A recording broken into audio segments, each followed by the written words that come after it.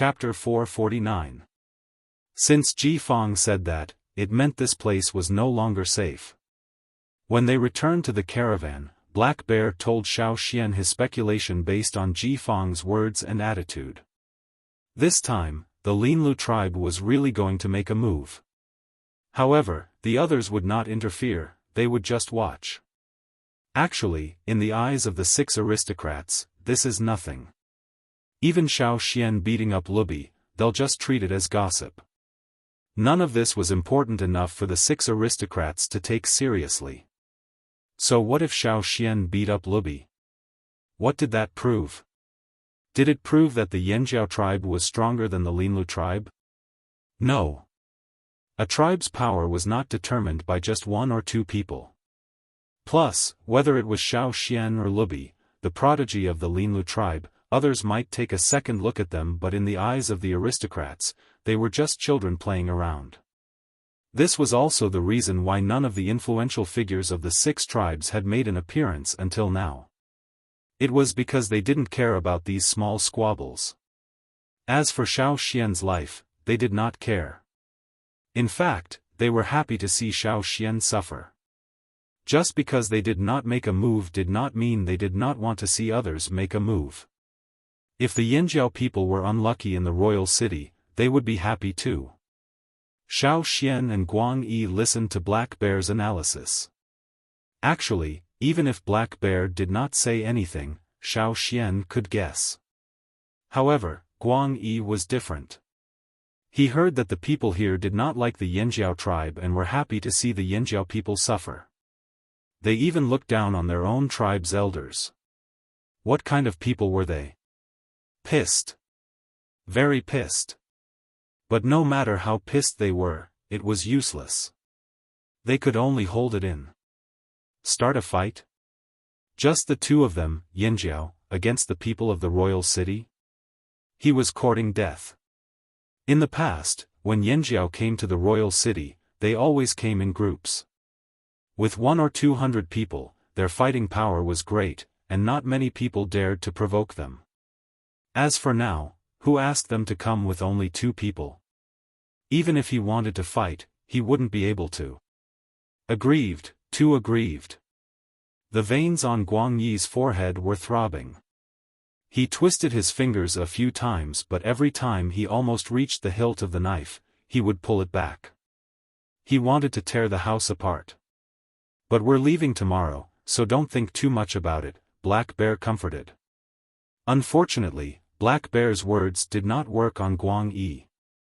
They had to leave the royal city every day. It was not because they wanted to leave, but because they were forced to leave by the situation. They had to leave with grievances and unhappiness. Actually, I'm worried that the Linlu tribe will stop you from leaving the city tomorrow, Black Bear said worriedly. When the roads were sealed off, the Linlu tribe must have sent someone to rob the golden grain fields. If he dared to do this, what else would he not dare to do? This might not be easy to deal with. As they spoke, someone came to report. The people watching the Linlu tribe said that there's something going on there. What do you mean? Black Bear's heart jumped. The person shook his head. We only know that the Lu family has been coming and going frequently. They suddenly went to give gifts to the 6 noble families. They seemed to be planning something. As for what they were planning, they could not find out. After all, they could not enter the core of the noble families. They could not find anyone to investigate further. Continue to keep an eye on them. Send more people. Black Bear said. Yes, sir. After the person left, Black Bear was even more worried. Maybe they've already made their move. Leaving the city tomorrow might not go smoothly. If the Linlu tribesmen stop the caravan when it leaves the city tomorrow, then we fight. Guang Yi gritted his teeth. If they were close to the tribe, he would have led his men to fight already. The tribe's survival depended on fighting. They could not retreat. If they took 1 step back, they would take a 2nd step, a 3rd step, until they were forced into an even more difficult situation. When his ancestors brought the tribe here, they had fought their way here. The place they lived in today was also won through hard work. Although Guang Yi was calm in the tribe, when it came to certain matters, he would not remain silent.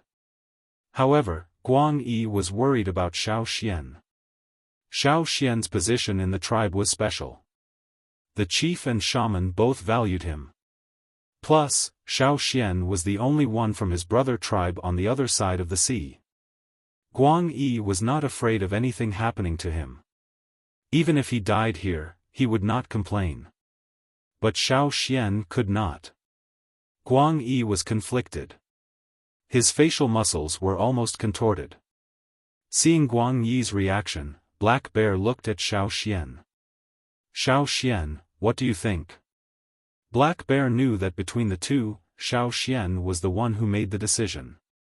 Plus, this kid had a lot of ideas. Maybe he could think of an easier way to avoid the Linlu tribe? Guang Yi looked over too. He actually hoped that Xiaofan could think of a way to avoid them. But another voice was screaming, hoping that Xiaofan's answer would be the same as his. It was extremely contradictory. Xiaofan looked away from the window and said calmly, "Then we fight." The same answer as Guang Yi. Guang Yi did not know if he was proud or worried. He opened his mouth but remained silent. After receiving their answers, Black Bear sighed and shook his head. "Rest first. I'll bring people to escort you out of the city tomorrow." After Black Bear left, only Guang Yi and Xiaofan were left. Guang Yi was conflicted. He wanted to persuade them, but before he could, Xiaofan said, "Sleep early. You'll have energy to fight tomorrow." Guang Yi shut up. The next morning, Mao Da led the team leaving Royal City and loaded the goods onto the bears' backs. Xiaofan and Guang Yi went over to help. "Did you sleep well last night?" Mao Da was worried that the two would lose sleep because of the Linlu tribe, but they did not look like they slept through the night. "Pretty good," Xiaofan said, "thank you for your hospitality on this trip to Royal City." Don't mention it. Boss said we got a lot of benefits too, Mao Da said with a smile. Then he turned to check on the other bear. When he turned, the smile on his face disappeared. His eyes were filled with worry. The latest news was that the Lu family wanted to stop them. But it was better to wait for boss instructions and see if there was a better way. This time, the Linlu tribe's target was not the Black Bears, but the Black Bears would not abandon Xiaofan and Guang Yi because of this. They had their principles too. If they abandoned Xiaofan and Guang Yi, it would look like they were afraid of the Linlu tribe. Just because of this, they had to accept the challenge. Mao Da tugged on the bear's ear. Wasn't it just the Linlu tribe? What was there to be afraid of?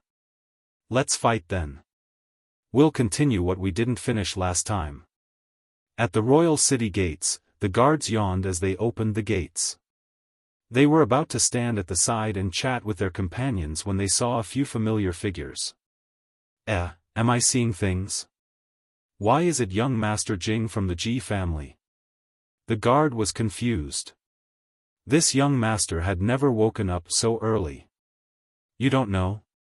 Another person asked. Know what? It's not just young Master Jing. Many people from the 6 aristocratic families are here too. Another person pouted. The guard looked over, confused. There were a few beast carriages with aristocratic insignia. What day is it today? What are these young masters doing here so early? Watching a show, the guard said mysteriously. Show? What show? Who's going to dance or play with swords or sing? Tisk, you're not up to date. The guard said proudly. According to my sources, the Lu family invited them here. The Lu family? The new Lu family from the Linlu tribe? That's right, it's them. Once he heard that it was the Lu family from the Linlu tribe, the guard lost interest. Didn't they say that Lubi from the Lu family was beaten up? What's so good about the Lu family? You don't know? If they're beaten up, they won't beat them back. You mean, the guards discussed among themselves. Some of the aristocratic young masters had already climbed up the city walls and entered the towers on both sides of the city gates. Because huge beasts often entered and exited the royal city, there were no towers directly above the city gates. Instead, there were towers on both sides of the city gates. These aristocratic young masters had received gifts from the Liu family yesterday. Among the gifts was a letter inviting them to the towers to watch the show. Others might not be interested and came to join in the fun. But Ji Jing and Ji Yen were different. They came early and found a good spot in the towers. Outside the city gates, EC was sleepily sitting in his family's cattle cart. As he neared the city gates, he shuddered. The atmosphere was not right. The roads near the fields were unsealed today and there would be more carriages. That was why he woke up early to enter the city. But before he entered, he noticed that something was amiss. Looking at the towers on the city walls, he saw many familiar faces early in the morning. What's going on? EC signaled for the coachman to ask the guards at the city gates. Not many of the guards knew about this earlier, but now that the news had spread like wildfire, everyone knew about it. Seeing that they were from the E family and that they were being rewarded, they were in a good mood today. In their excitement, they told the people who came to ask about it.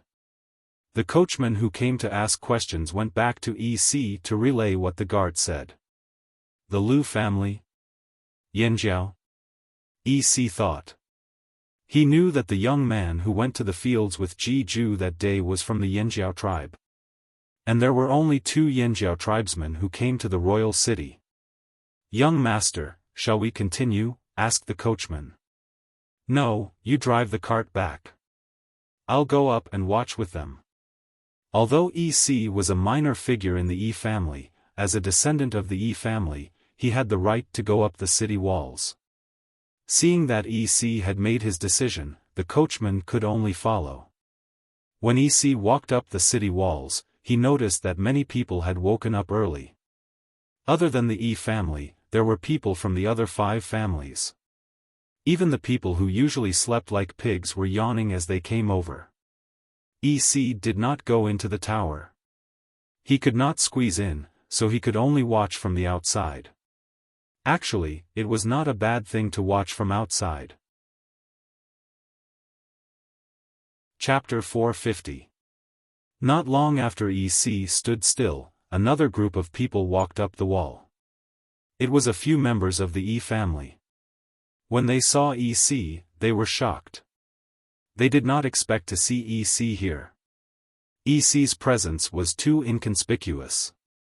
If not for him, they would have forgotten that the E family had a person named EC. Hey, isn't this EC? Why aren't you farming in the fields? One of them asked with a smile, his eyes filled with mockery. The E family had the least amount of land among the 6 noble families. If they were to use the Ji family's label, they would be considered poor. Without land, no matter how much they had, they would still be poor.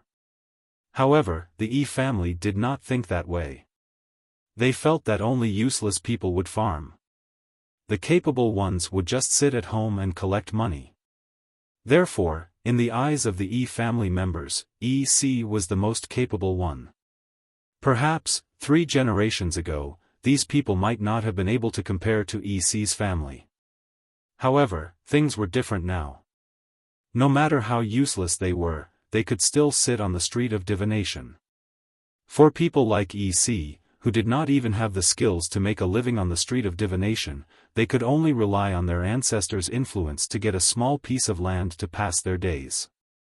Therefore, when the E family members walked up the wall, they did not even look at EC, who was now a marginal figure. Only the one who wanted to step on him said a few words. When he heard the other party's words, EC did not appear angry. Instead, he explained, I just came from the fields. I heard that there was a show here, so I came to take a look. The other party did not want to continue talking to EC. They still had to go to the tower and had already reserved seats for them. They would not stand outside in the cold wind like EC, who was like a guard at the city gate. But just as he was about to leave, the man caught a glimpse of the bag hanging on EC's waist. Then, he remembered that EC had said that he came from the field. Maybe there were gold leaves in the bag. He knew that EC would help people in the fields to make money every year.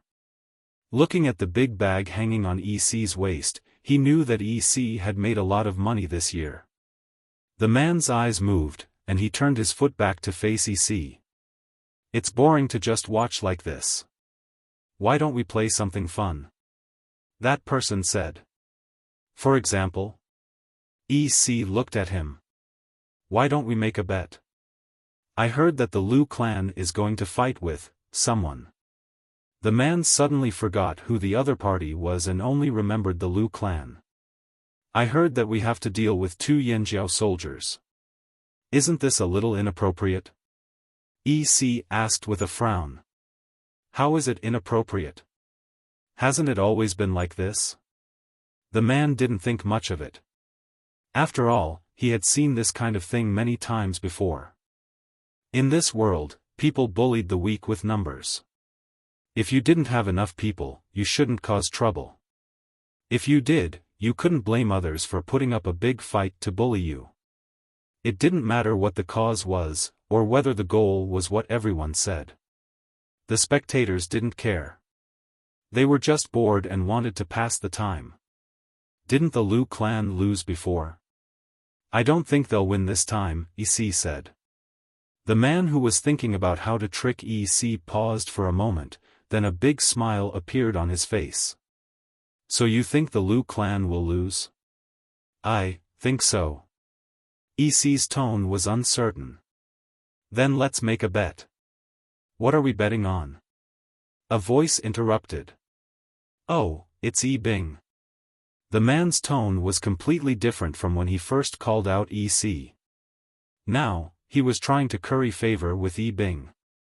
Yi Bing was wearing a gray fur robe with white edges. He had just led his men up the city walls when he heard someone mention a bet. Just as well, he was interested. Yi Bing was different from EC. He didn't have any land outside the city, but he had plenty of money. He was good at divination and most importantly, he had a good father. His status in the Yi family was naturally higher than EC's. We were just talking about today. EC said that the Lu clan lost once, so they'll definitely lose this time. EC's uncertainty turned into certainty. I didn't. Before EC could finish, he was interrupted. That's why I was about to make a bet with him. The man interrupted, I bet that the Lu clan will win. Yi Bing had originally lost interest in such a low-level bet, but seeing how anxious EC was and the money pouch EC was carrying, he changed his mind. He clapped his hands, count me in. If the Lu clan wins, EC, your pouch of gold leaves belongs to us. If the Lu clan loses, I'll return you 5 pouches. Each pouch contains the same amount of money as the pouch you're carrying. How about that? He wasn't interested in EC's money, he just wanted to make things difficult for EC. But what if the fight doesn't start today? EC asked. It'll definitely start. The black bears are already on their way here. The 2 Yanjiao men are also there. We'll see them soon, Yi Bing said. EC was about to speak when the man beside him interrupted, it's decided then. Come on, EC, hand over your pouch first. Don't run away when the time comes. EC had no choice but to open his pouch reluctantly. As soon as he did, the other party snatched the pouch away and went to count the gold leaves. Alright, EC, we'll hold on to your pouch of gold leaves for now. When the Lu clan loses, I'll return it to you along with the bet. Yi Bing called the man who was counting the gold leaves and headed towards the tower. He didn't ask EC to join them. As he watched the group enter the tower, EC's anxious expression faded away. His eyes even flashed with joy. I'm rich. I'm rich. All the money I brought was worth it. 5 times. I won't have to keep an eye on the ground next year. After entering the tower, Yi Bing and his men went up another floor and found a good spot to watch the show from. It felt good indeed. Although he was sure that the Lu clan would win, Yi Bing still planned to perform a reading before the black bears showed up. He took out a pouch made of fine silk and animal skin from his inner pocket, poured out a few pieces of jade he used for his readings, and began. The more he did, the more sweat he broke out on his forehead. Bang! The pieces of jade hit each other. Yi Bing clutched them tightly, his face flushed red as he gasped for air. What's wrong? The others were shocked to see Yi Bing like this. Yi Bing shook his head, his expression unreadable. He didn't get anything. He didn't get any information at all. How could this be? Even if the reading failed, it shouldn't be that he couldn't get anything. How could this be? Seeing that Yi Bing's face was gloomy and he didn't want to say more, the others also stopped asking. They're coming. Someone shouted. The others stopped talking and looked towards the road. The huge bear's body swayed as it walked over step by step. They didn't need to look at the people to know who they were just by looking at the bears. The black bear caravan is here. They didn't avoid us. Didn't they say the Lu family was going to fight the Yanjiao people? Why are the black bears together? Someone didn't understand. The black bears are in cahoots with the flaming horns. I see. So the Lu family is fighting the black bears today? It must be. The Yanjiao people were automatically ignored. It didn't matter if you defeated Lubi or not. In front of the Lu family, 1 or 2 people wouldn't make much of a difference, at least in the eyes of the spectators. On the other side, Xiaofan and the black bears were walking towards the city gates. On both sides of the road in front of the city gate, there were many onlookers. Some of them were from the Lu family. As if to prevent Xiaofan from escaping, they glared at him, their eyes cold and aggressive, as if they were going to attack him at any moment. I didn't expect the Linlu tribe to be like this, Xiaofan exclaimed. It's not too late to change paths now. I don't recommend continuing this way, Black Bear said seriously. He Xiong's expression was solemn. The Lu family knows that we're leaving today, so they've already mobilized many people just to block this city gate. You'll be at a disadvantage. Xiaofan shook his head. Let's keep going. Black Bear sighed. Why was this person so stubborn? Why was he so stubborn? Although everyone knew what was going to happen, no one stopped. Under everyone's watchful eyes, the black bears and the merchants continued walking towards the city gates. When Xiaofan reached the city gates, 2 groups of people rushed out from both sides, blocking the entrance. They looked at Xiaofan like he was a hopping grasshopper. How dare you block my way? Black Bear took a large step forward, raising his hand to draw his sword, but Xiaofan grabbed his arm. Black Bear looked at Xiaofan in confusion. Xiaofan gestured behind him. Turning his head, Black Bear saw the person who was leading a group of people towards him. The leader was the current leader of the Linlu tribe, the head of the Lu family, Lu Zong.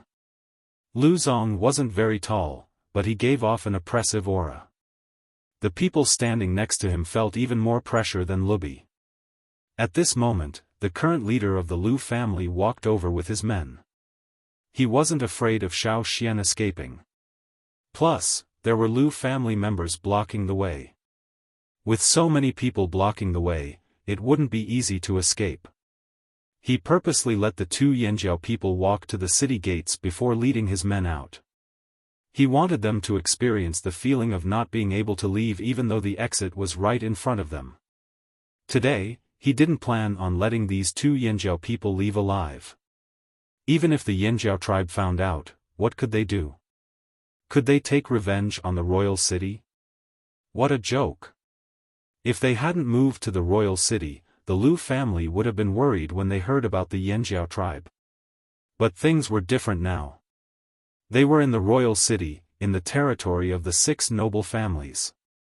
If they joined the 6 noble families, no matter how bad their relationship with Yanjiao got, the people of the royal city would still side with the Linlu tribe if they had to choose between the Yanjiao tribe and the Lu family. Everyone who came to watch the show would also side with the Lu family. Because they thought they had a strong backing, they didn't have to worry about being harassed by other tribes in the royal city.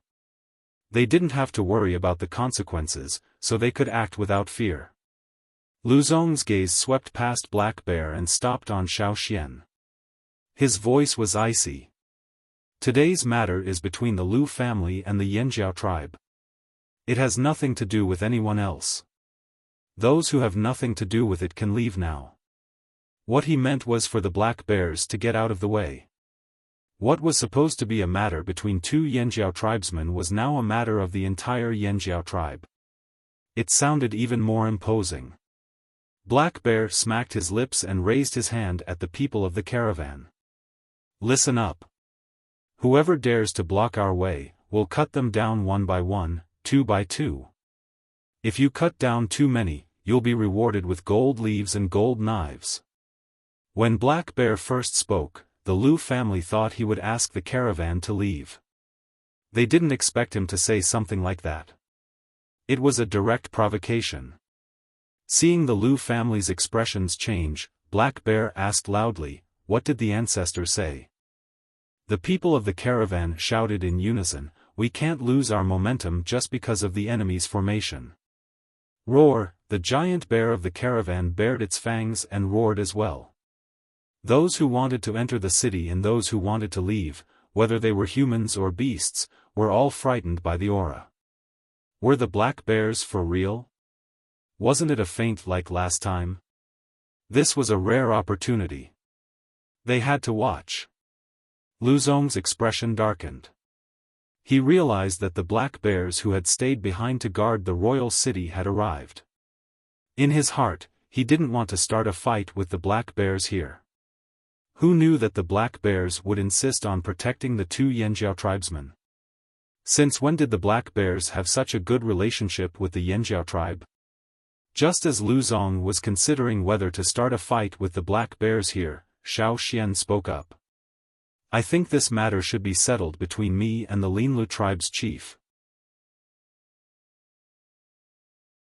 Chapter 451. Xiaoxian's words were exactly what Lu Zong wanted. Even though he was prepared to fight the Black Bears, he would avoid them if he could. Fighting the Black Bears would cost him a lot. But if it was just one person, it would be much easier. Now that Xiaoxian had stepped up himself, it saved Lu Zong a lot of trouble. It would be great if he won, but if Lu Zong lost, someone else would step up to fight Xiaoxian. This was something they had discussed before. Lu Ming had told him that this was not shameless, it was strategy. Lu Bi had also said that the Yanjiao kid was too strange. If the Yanjiao tribe had such a powerful person, they would definitely kill him. There was no way they would let him go. Plus, even if Xiaoxian could beat Lu Zong, he would be badly injured. It would be easier for the others to fight. They just had to prevent the Black Bears from interfering. In just a few breaths, the Linlu tribe had made all sorts of preparations. Up until now, everything was going according to plan. "But I have a condition," Xiaoxian said. "Speak." Since things were going according to plan, and it was the easy way out, Lu Zong was in a good mood. "If you break the ground or walls, it's on you guys," Xiaoxian said. "Sure. As long as they could get rid of one problem, even if they made a dent in the city wall and cracked the thick stone slab at the city gate, they could just patch it up. This was not a difficult task." Xiaoxian and Lu Zong's voices were not soft. The people around them had good hearing and could hear them. Even the people on the towers could hear them. While Xiaoxian and Lu Zong were talking, 3 fruits flew out from one of the towers. They were aimed at Xiaoxian. Xiaoxian tilted his head to avoid them. The orange-red fruits hit the ground, breaking open a hole. Some juice spilled out, it was very obvious on the grey stone slab. The people on the towers had woken up early to watch a good show. They wanted to see the Lu family fight the black bears. That was more satisfying, not a fight between two people. Just two people fighting, how boring would that be? Therefore, those who were in a bad mood threw fruits at Xiaofan, who made this suggestion. However, some were looking forward to it. Xiaofan had defeated Lubi easily. They wondered how he would fare against the head of the Lu family. Those who were smart already knew that whether or not Xiaofan could beat Lu Zong, he would not be able to leave the city today. Interesting. Black Bear understood, which was why he didn't understand why Xiaofan accepted the challenge. Why bother? Move to the side, Xiaofan said to Black Bear and Guang Yi. Black Bear sighed. He did not try to persuade him anymore. It was useless anyway. He might as well let this kid suffer a little. At most, he would attack him when the situation changed. Move a little further, Xiaofan said. What are you thinking? Black Bear said angrily. A little further, Xiaofan said sincerely. Black Bear was speechless. If they moved far enough, would help be able to make it in time? Not just Black Bear, even Guang Yi was sent far away by Xiaofan. We'll play it by ear, Xiaofan said. What's the point of moving so far away? Black Bear had Mao lead the team further away. If they fought later, the goods would be damaged. Luckily, the area in front of the city gate was spacious. On the tower, Yi Bing took out the jade stone again. He wanted to see who would win in the battle between Xiaofan and Lu Zong. Still, he could not tell. Lu Zong gave the people around him a look, telling them to keep an eye on Black Bear and not let him interfere. I am the current head of the Lu family, Lu Zong. Lu Zong stepped forward and announced loudly. He did not say what would happen if he won or lost. He only said his name for the people of Royal City to remember. Xiaofan saw Guang Yi and the rest retreat and turned back. Yinjiao tribe, Elder Xiaofan. Elder? Such a young elder. No wonder he could win against Lubi and force Lu Zong to fight personally. All the more reason to not let him go back alive. This was what the Lu clan members were thinking at the same time. A strong wind blew. Outside the city gate, the unharvested grains and weeds were blown in one direction by the wind. Inside the city gate, it was eerily quiet. The atmosphere was tense. You're young, so I'll let you go first, said Lu Zong, as if he was giving in. In fact, compared to attacking, he was more adept at defending and making the most powerful counterattack against his opponent's attacks. No need. You're old. Let me go first. Xiaofan did not move from his spot. Lu Zong was not that old. He was not an old man. He looked about the same age as Guang Yi. He just learned to call himself old man after coming to Royal City. Lu Zong was stunned, then smirked as if mocking Xiaofan.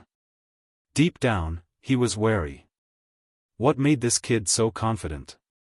However, if he made the first move, then so be it. Why should he be afraid of this kid? But, you're not going to take out your sword? Lu Zong looked at Xiaofan suspiciously. Didn't Gongjia Heng make a sword for this kid? Why would I need a sword to deal with you? Xiaofan continued to stand there. Not just Lu Zong, but Xiaofan's words made Black Bear and Guang Yi frown. The people around them were spitting on the inside. That kid, he's too pretentious. Xiaofan's reaction made the Lu family members wonder. Something was wrong. Something was definitely wrong. Were there other Yinjiao people around? Lu Zong glanced at the Lu family members nearby. When they nodded, he did not think too much. Everything was set up. Things were going according to plan. What was there to be suspicious about? Since you're not going to use your sword, I won't use my sword either. He was not used to using a sword anyway. Lu Zong's eyes shone brightly. Totemic patterns appeared on his face, making his face look even more ferocious. The meridians on his arms bulged. His thick legs made a crunching sound when he stepped on the ground. On his interlocked arms, his 10 fingers formed a strange shape, making a series of cracking sounds. It was as if each finger contained an enormous amount of power. His breath turned from hoarse to sharp, like the neighing of a deer. Bang! Lu Zong's figure leapt off the ground, heading straight for Xiaofan. His 10 fingers looked like the giant antlers of a ferocious deer in the forest. They carried a chilling murderous intent as they enveloped their target, locking him in place. He was just waiting for the final hit to pierce through his prey. Just as Lu Zong was about to attack, Xiaofan's totemic power surged to its peak. Thick blue flames surged out of his mind, passing through the light shield outside the totemic flames.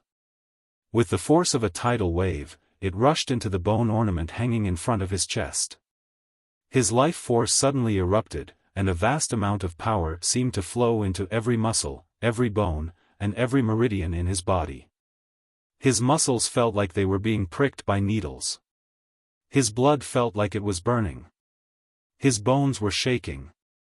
This was the price to pay for such power. The flame-shaped totemic patterns covered Xiaofan's entire body. Xiaofan spread his legs, his right hand reaching out in the direction of Lu Zong's charge. He was going to meet force with force. He's overestimating himself. Everyone had the same thought. The people of the Lu family were best at fighting head-on. Ji Yan and Ji Jing, who were sitting in the tower, panicked. They had the same idea. They wanted to help Xiaofan when he was at his weakest. If he agreed to tell them the secret of the farm, they would continue to help. But now, there was no chance for them to help. He was going to be killed. Anyone with a brain would have dodged such a ferocious attack. Choosing not to use a weapon, not to dodge, but to stand there and meet Lu Zong head-on was the height of stupidity. Did he grow up eating fertilizer? However, Lu Zong, who was charging towards Xiaofan, could feel the change in the person standing there. The air around him seemed to thicken, then freeze. It was as if everything was going to be shredded. Lu Zong's heart raced. He couldn't retreat even if he wanted to. His momentum was unstable. He felt like he was facing a tidal wave that wanted to break through everything. Xiaofan stood there. After his momentum exploded, it was like an avalanche. It was vast and powerful, crashing towards Lu Zong. Xiaofan's arm was covered in flames. They surrounded and formed, covering his entire arm. Guang Yi, whose brows were knitted together, was shaken. He jumped 10 meters away but felt it wasn't enough. He retreated even further. Boom, the two forces collided. It was as if all the clouds were going to be blown away by the roar of thunder. It shook the ground and shocked everyone. It wasn't just scary. Even the giant bear carrying the goods stood up in shock. It accidentally fell backwards. Luckily, it had the goods to support it. It landed on its butt. Visible waves of air twisted, exploding outwards from the point of collision. The stone floor seemed to melt. It started to collapse from Xiaofan's feet and spread outwards. The orange-red fruit that was thrown on the ground turned into a cloud of mist in the blink of an eye. The ground seemed to have a huge attractive force, and the orange-red mist smashed down violently. It was as if there was a huge invisible palm pressing down from the sky. At the edge of the depression, countless stone shards and dust flew into the air. The strong airflow blew away the gravel and dust. The people of the Lu family who were blocking the city gate were pushed off the ground by this powerful force. When they flew out, they could clearly hear cracking sounds coming from all over their bodies, and blood was oozing out from their pores. Those who were close were affected. Those who were far away felt their scalps tighten. A chill ran down their spines. The tall city walls endured the impact of the wind. It was as if they were facing waves after waves. It was also as if they were being rammed by a giant beast. Inside the tower, tables, stools, kettles, and cups were all sent flying high into the air before falling heavily to the ground, breaking and smashing into pieces. Lu Zong, who was closest to the attack, was sent flying the moment he collided with Xiaofan's palm. The people of Royal City looked up, watching Lu Zong fly over their heads. Their eyes followed the shadow in the air, watching him fly further and further away. In the limited memories of this generation of Royal City citizens, the image of Lubi being chased by someone with a hammer had long been blurred. But this scene at the city gate was etched deeply in their minds. When the air settled, the surroundings were eerily quiet.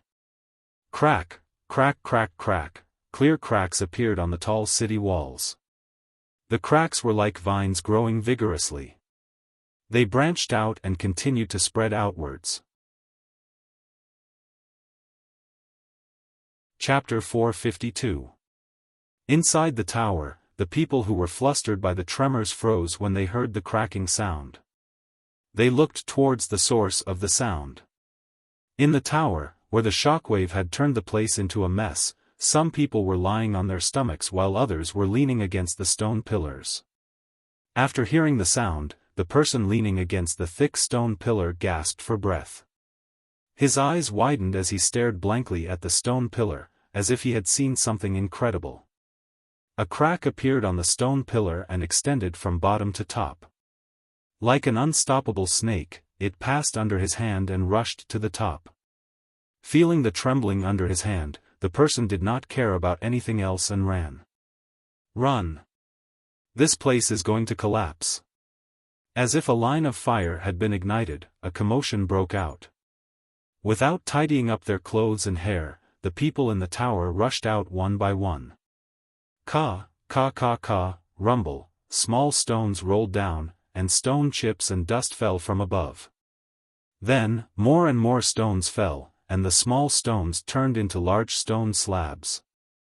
Finally, with a loud bang, the large stone slabs that built the tower all those years ago cracked and collapsed. The rumbling sound woke the people of the royal city from their shock. But they did not know what to do. They just stepped back and watched the towers on both sides of the city gate collapse bit by bit. The guards at the city gate saw that the situation was not good and had already retreated. With a loud bang, a large stone fell to the ground, bringing with it a cloud of dust. The people who were close to it saw a blur and had to raise their hands to block it. EC stood on the city wall. His position was very clever. One step away from him, a crack spanned across the city wall, as if separating two worlds. On the other side of the crack, EC did not suffer much impact. And when he saw that the situation was not good, he crouched down and hid behind the wall. Compared to the people in the tower who were affected, he was much better. EC was secretly pleased. Fortunately, he stood far away. However, now that everyone was panicking, he couldn't stay calm alone. Thus, when the people in the tower hurriedly ran out, he also screamed and ran with Yi Bing. He won the bet, but Yi Bing hadn't given him the money he promised. The Lu family's original plan was for Lu Zong to kill Xiaoxian and be done with it. If Lu Zong couldn't kill Xiaoxian, they could just find someone else to kill. However, they had already made plans for Lu Zong's defeat. They didn't expect the process to be like this and the ending to be so shocking. It was just one exchange, one palm strike, and it was over. They didn't even notice where Lu Zong was sent flying. They didn't even know if he was dead or alive. Continue to send people to fight? Everyone in the Lu family hung their heads low, afraid that they would be called. The other party had sent Lu Zong flying so easily. What could they do if they went? Continue to be sent flying? The city walls were cracked, and the towers had collapsed. How could they withstand it? One could imagine the consequences. Thus, none of them were willing to be sacrificed. Over at the caravan, Mauda finally closed his almost dislocated jaw. He called out to the caravan to calm the bears. One of them was still on the ground and hadn't recovered. The goods on its back were scattered. Fortunately, the bags were tightly tied and the grains inside didn't spill out. Black Bear looked at Xiaofan with a complicated expression. It was as if he had never really known this person. The first time he saw Xiaofan in an city, Xiaofan had easily stopped the cauldron. The second time he saw Xiaofan in the royal city, Xiaofan had chased after Lubi with his heavy hammer. And now, they didn't even know if Lu Zong was dead or alive. The city gates were destroyed, 2 towers had collapsed. Was this even done by a human? Was this really Xiaofan? Was he actually a mutated beast? Recalling what Xiaofan had said to Lu Zong before he attacked, Black Bear suspected that this kid had planned all of this from the start. All the destruction would be shouldered by the Lu family while he just walked away. Guang Yi jumped in front of Xiaofan and asked, "Elder, are you all right?" In the tribe, the shamaness had specially cleared out a space for Xiaofan to practice. The others didn't know why, but Guang Yi had seen it once. He hadn't been close enough to feel it. He only knew that every time Xiaofan practiced, there would be a hole in the ground. The shamaness said it was the power of their ancestors. Now, Guang Yi finally understood the extent of this power. Xiaofan slowly retracted his arm and shook his head. "I'm fine." Xiaofan scanned the crowd. Everyone, whether they knew him or not, quickly looked away, not daring to meet his eyes. Especially the Linlu tribesmen. When Xiaofan's gaze swept past them, they shrank back, afraid that Xiaofan would point them out to continue the fight. Xiaofan stood there without moving. He spoke to Guang Yi for a while before moving away. It wasn't that he didn't want to leave immediately. His legs were numb. If he moved, people would easily see that Xiaofan's unscathed and strong appearance was all an act. Every time he used the bone ornament's power, his body would be injured to a certain extent. However, compared to when he was at Gongjia Mountain, he was much better now. He was more familiar with controlling his power and knew what would happen if he attacked. In the past, he had always practiced alone. When he clashed with Lu Zong, his internal organs were injured, but it wasn't too serious. Maintaining his composure, Xiaofan asked Mauda, "Can we leave the city now?"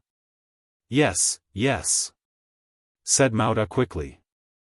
In the past, he would joke around with Xiaofan, but after seeing Xiaofan send Lu Zong flying, Mauda no longer dared to joke around with Xiaofan. He hadn't adjusted his mindset yet. "Hurry and leave. Since the Lu family said they'll take care of the city gates, we don't have to worry," said Black Bear. If the group stayed, they might not be able to leave.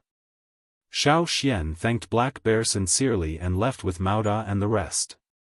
The Lu family in the city didn't chase after them and the guards didn't stop them. The Lu family members lying in ambush outside the city looked at each other. No one dared to approach them. They watched as the giant bears walked past them. When Xiaofan passed by, the people closest to him shuddered. At the same time, in other parts of the royal city, the people who didn't take the Lu family and Xiaofan seriously were shocked when they heard the truth. In the palace, a few people hurried in. They'd received the news too. Actually, they'd sensed an aura that made their hair stand on end. "Yanjiao people? Yanjiao tribes? Why are they always there?" said an old man with white hair, frowning. "When did the Yanjiao people become so strong? I heard it's a Yanjiao elder. He's very young." Someone remembered the words left by the master of the Yi family years ago. His heart skipped a beat. Could the great change be referring to the Yanjiao tribes? Now that I think about it, the Yanjiao tribes seem to be from another place.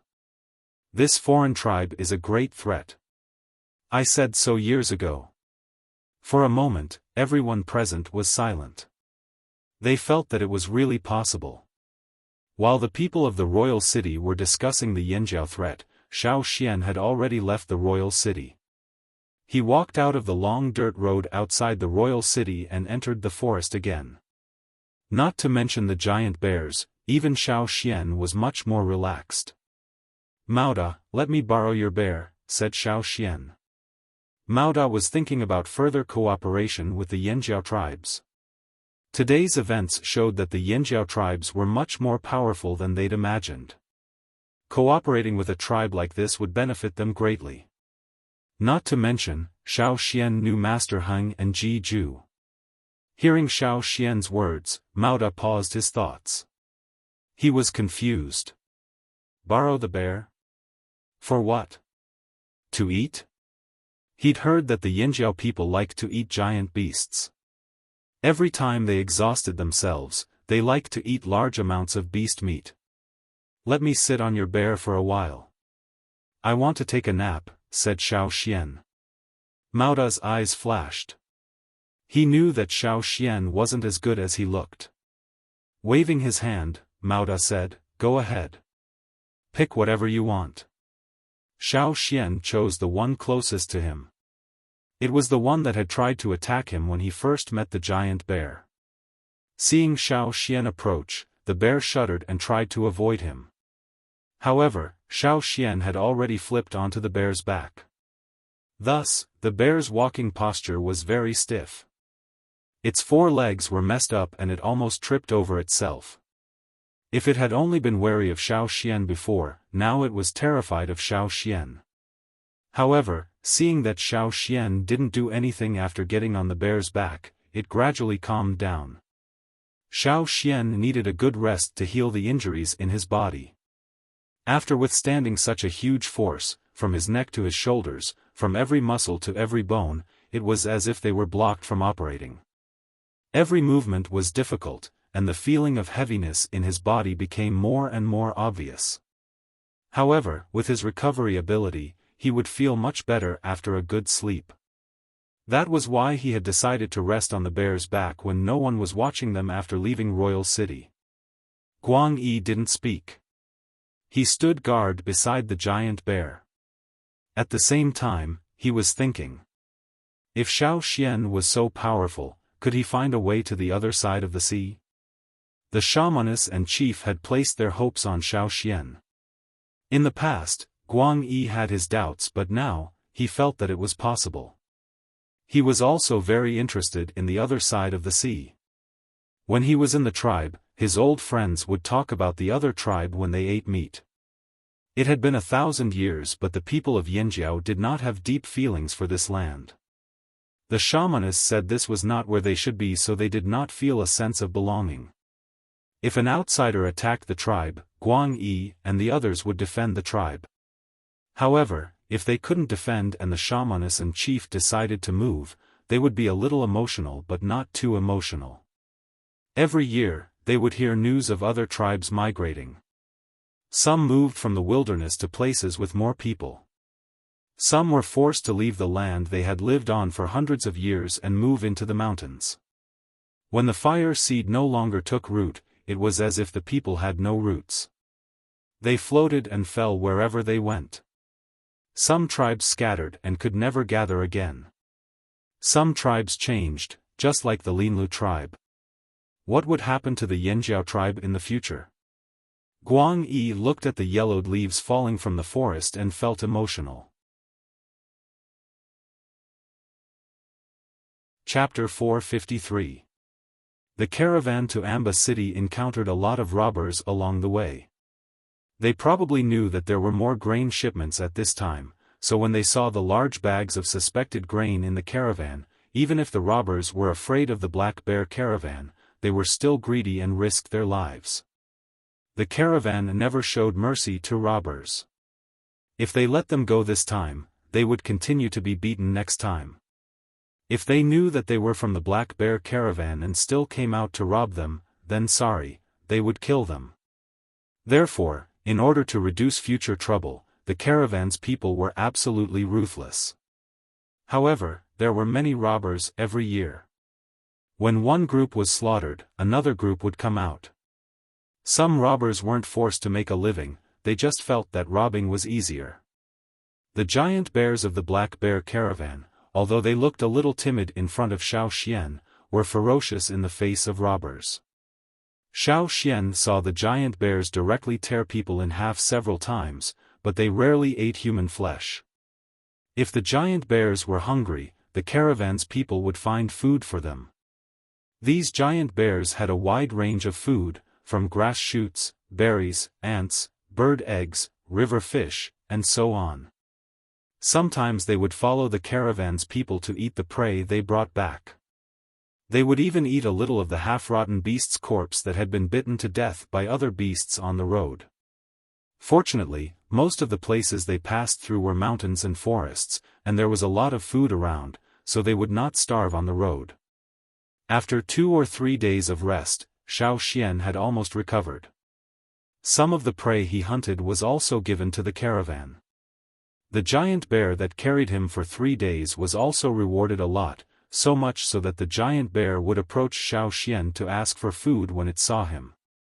The caravan walked all the way to the Black Bear caravan stronghold outside Amba City. The giant bears carried the goods up the mountain. The caravan's people would not enter the city immediately. They would first unload the goods they brought back from the royal city here, then transport them bit by bit into Amba City. Xiaofan brought 8 bags of grain from the royal city this time. Ji-Ju gave Xiaofan 10 bags of golden grain from the golden grain fields, sold 2 bags to the Black Bear caravan, and brought the remaining 8 back. Of course, the most important thing was the good seeds he brought back from Ji-Ju. These had to be kept well. There were also some axes from Gongjiaheng. They had to bring back a lot of goods. Let's wait for a few days. It's almost winter now. The tribe will come to Amba City again to sell the animal skins they've stockpiled. Then we'll go back with them, suggested Guang Yi. Guang Yi was worried about being robbed. He and Xiaofan would not be able to take care of the goods. The Black Bear caravan would not escort them all the way to the tribe, so it was best to wait here for a few days. They should be able to meet the tribe's trading team soon. Xiaofan thought about it and agreed. He had followed the trading team out around this time last year. If Duo Kong brought a trading team to Amba City, the Black Bear caravan would definitely know. Xiaofan asked Mauda to help ask around. So far, no trading team had come. Then let's continue waiting, decided Xiaofan. They left the goods at the Black Bear caravan's trading point outside Amba City. It was safer here than inside the city. When Mauda brought the goods to Amba City, he said to Xiaofan, "You guys stay here for now. If I see any Yanjiao people, I'll send a message." There was nothing much to do in the city, so Xiaofan and Guang Yi stayed at the Black Bear caravan's trading point outside Amba City. However, they were not staying for free. During the day, Xiaofan and Guang Yi would go hunting and bring back some of the game to the Black Bear caravan. 5 days passed just like that. There was still no news from the trading team. Did something happen? Guang Yi was worried. In the past, although the time of the tribe's trading team was not fixed every year, it was always the same few days. In the past, the trading team was rarely delayed for too long, unless something happened that delayed their travel time. Luckily, they did not see any Taiha people. If they only saw Taiha and not Yanjiao, then something must have happened to Yanjiao. Let's continue waiting. If we still don't see them in 5 days, we'll go back first, decided Xiaofan. On the 4th day after Xiaofan said that, Mauda finally sent someone to inform them that Yanjiao and Taiha's trading team had arrived. There did not seem to be anything wrong. Xiaofan was slightly relieved. The messenger led Xiaofan to a place outside Amba City. There were also people who went to transport the goods. Yanjiao and Taiha's trading team brought a lot of furs. They had to move the goods. At the same place, in the same forest, Xiaofan saw Duo Kang's team. Seeing that everyone was safe, Xiaoxian and Guang Yi sighed in relief. Seeing Xiaoxian and Guang Yi, Duo Kong was overjoyed. "You're finally back." The rewards were secondary. Coming back alive was the most important thing. "What's wrong? Why are you guys so late?" asked Xiaoxian. Duo Kang's joy faded as he shook his head. "Just a small matter. We'll talk about it when we get back." "Oh right, what are you guys carrying?" Guang Yi ordered his men to move the grains and weapons over from the black bears. When he heard Duo Kang's words, he couldn't help but smile. "These are all good stuff." Then he shouted at the Yinjiao men, "Be careful." After trading with the black bears, the trading team took a short break and headed back with the goods they had exchanged. This time, the team was bigger. Xiaoxian was not worried about being robbed. Although there were some robbers along the way, it was still considered smooth sailing. On the way, Xiaoxian and Guang Yi told Duo Kong about the royal city. Other than the 1,000-grain gold, they picked out a few details. Some things were better left unsaid on the road. Other than the Yinjiao people, there were also Taihe people around. "Why did you guys delay the trade?" asked Guang Yi.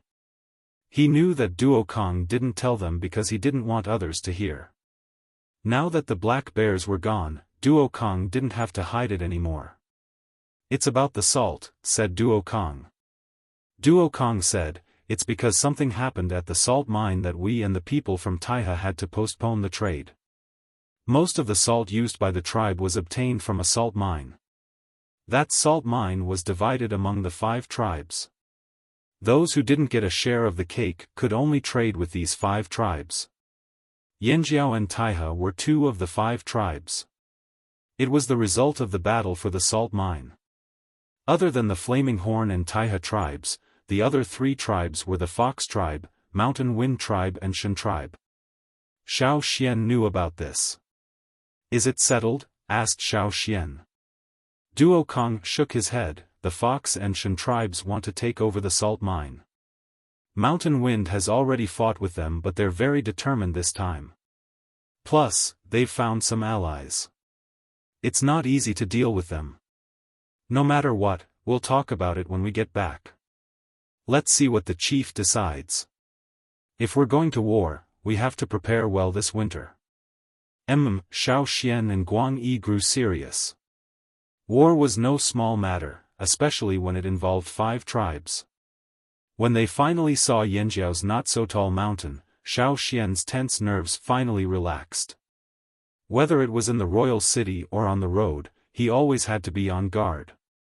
Here, he could finally relax, as if a weight had been lifted off his shoulders.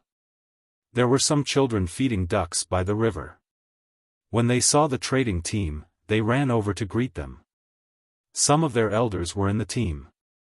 Elder Xiaoxian."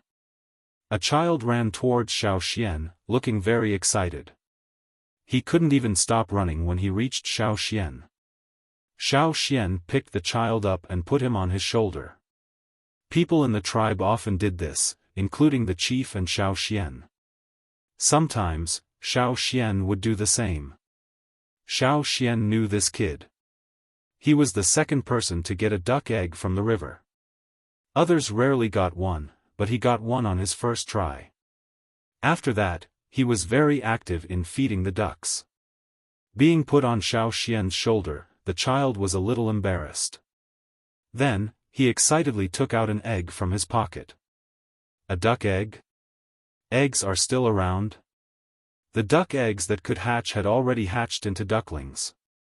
These wild ducks weren't expected to lay eggs often. After all, they weren't domesticated.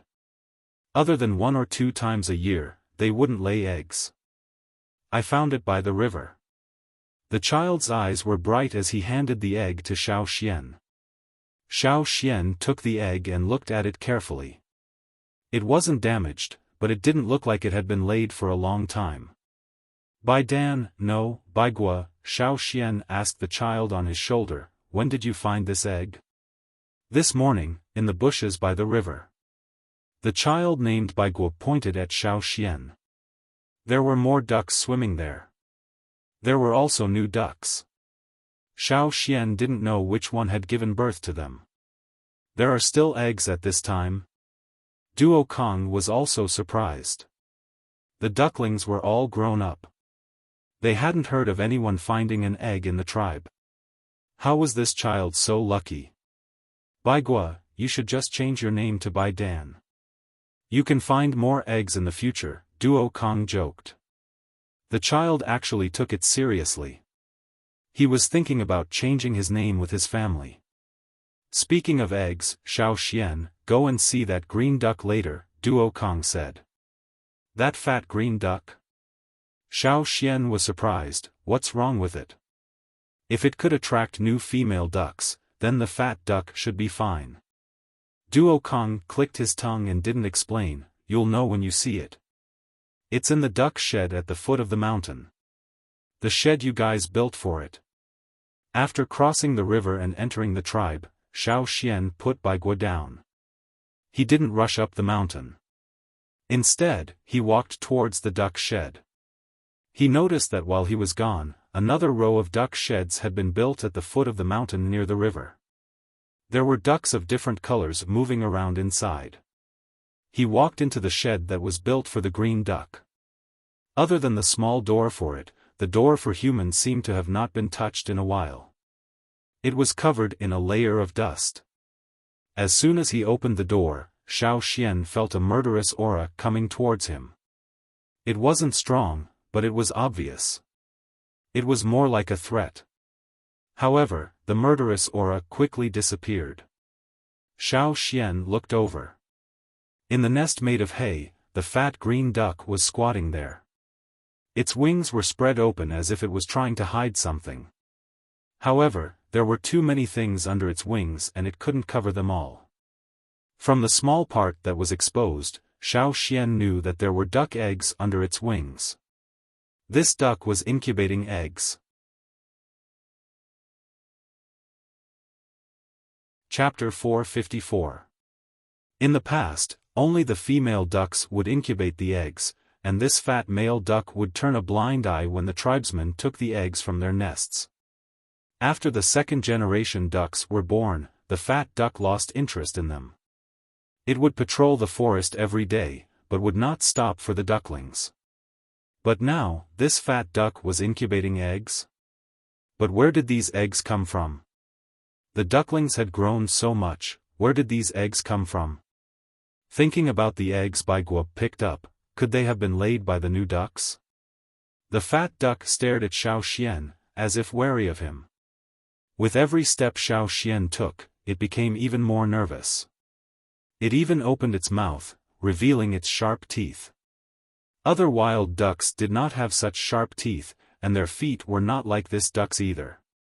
Other than looking like a duck, there were many strange things about this fat duck.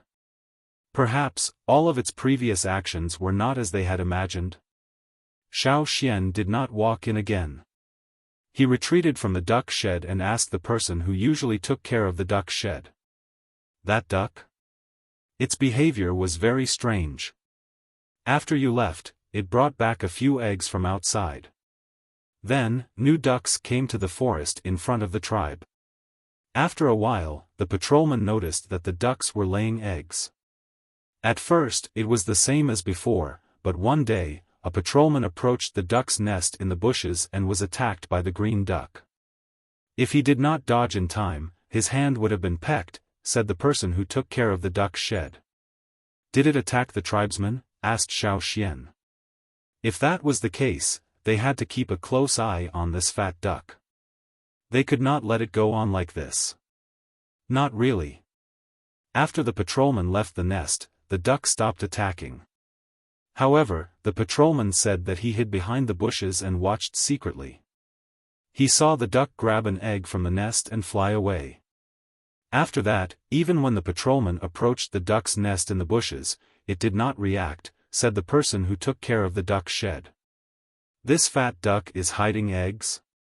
Xiaofan was surprised. They didn't know when the fat duck had started hiding. It couldn't have been a temporary move. Perhaps it had started a long time ago, and no one had noticed. But why did it bring the eggs back to the duck shed after hiding them? Did he specially bring it back to incubate? Not only did it hide the eggs, it even snatched them. When it grabs the eggs from the duck nest, if it's seen by the mother duck, it will fight with the mother duck. It was clear who would win if they fought. Those wild ducks were no match for this fat duck. How heartless. Later, the patrolling people went to save the mother duck that was almost bitten to death, and the green duck took the egg away. Only one? Xiaofan asked. Yes, just one. Thinking of something, the person who took care of the duck shed said, that green duck actually often goes to the duck nest, but after seeing it once, it won't go again. It's like it's picking. Yes, it would choose. Whether it was in the trees or in the grass, if there were duck eggs, the fat duck would go and take a look. Most of the time, it would leave after taking a look and would not go back. But sometimes, it would grab an egg from the nest and leave with it. It would not look back at the nest again. Other than the eggs, it doesn't care about anything else? Xiaofan asked. Sometimes, if it sees other wild animals in the forest, it will chase them away.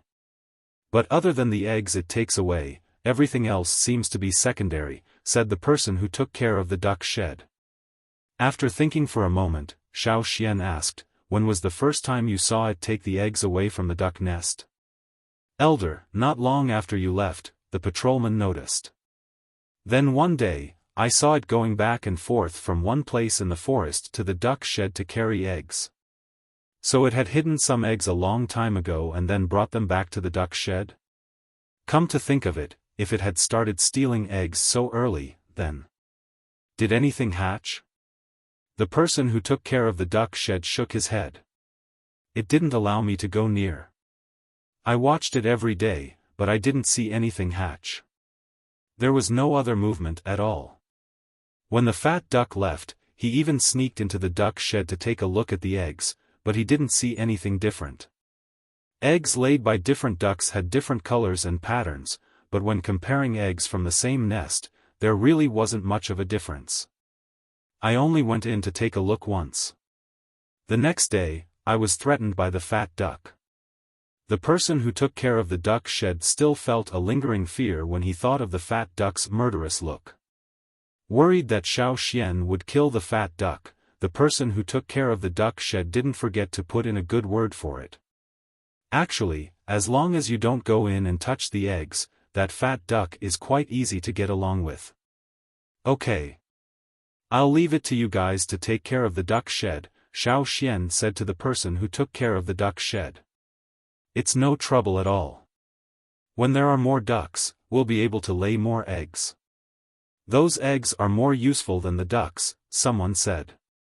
Duck eggs had many effects, especially in detoxification. They were very beneficial to the tribesmen, but not other ducks. The patrolling men once brought back a female duck that had been killed by a wild beast. After eating it, they found that it didn't have much of an effect. It was similar to the normal birds they ate in the forest, so the tribesmen were very attentive when taking care of the slowly growing ducklings. Walking out of the duck shed, Xiaofan thought about the fat duck's reason for doing this. He wondered what was so different about the eggs it took away. After all, it wasn't a human. Animals in the natural world had all kinds of strange behaviors. He could only wait and see if those eggs would hatch. Xiaofan walked up the mountain. He hadn't lived there for a while, so a layer of dust had gathered in his house. However, the backyard was often cleaned. The 1,000-grain gold plants were slowly wilting, but Chi and the others didn't touch them for safety reasons. They planned to check again next year. Putting down his things, Xiaofan went to look for the chief and shamaness. Guang Yi was talking to the chief and shamaness about the royal city. There were other people in the house as well, people who would usually show up for important meetings. When Xiaofan arrived, Guang Yi was talking about how Xiaofan sent Lu Zong flying with one palm. Everyone's faces twitched, imagining the scene in their minds. Seeing Xiaofan enter, the chief, Zheng Luo, had a smile in his eyes and invited him to sit. Ever since Xiaofan came to the tribe, there was an extra seat next to the chief.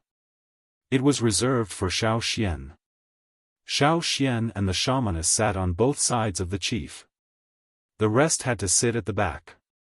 Everyone was happy with the grains Xiaofan brought back, as well as Heng's weapons. Of course, the most exciting thing was how Xiaofan sent the Linlu chief flying with one palm. The Yanjiao people didn't care what others thought. They approved of Xiaofan's actions. To them, it was very exciting. I should thank my ancestors. Xiaofan took out the bone ornaments he was wearing. Without them, I wouldn't have been able to do that. Thank you for your blessings. The shamaness wanted to kneel and kowtow. The others were the same. To them, there was nothing better than being blessed by their ancestors. Right, what about the salt mine? How's it going? Asked Xiaofan. Xiaofan's words dampened the happy atmosphere in the room. Zheng Luo wiped the smile off his face, his expression dark. The Fox and Shan tribes are serious this time. The 5 tribes that divided the mine would each send people to guard the mine. They would change every once in a while. However, a few days before the trade, the people stationed at the mine returned. They were all injured, some with arrows in their bodies. Their lives were in danger and the arrows were laced with poison. They had been lying in bed ever since they came back and could only walk for 2 days. The people stationed there were forced to leave. Other than us, the Taiha people were forced to come back too. Thank goodness they brought the herbs or our people would have died from the poison, said Duo Kong angrily. In the beginning, it was just a chase. They didn't attack too harshly. That's why so many people came back alive. However, the Mountain Wind tribesmen were not satisfied.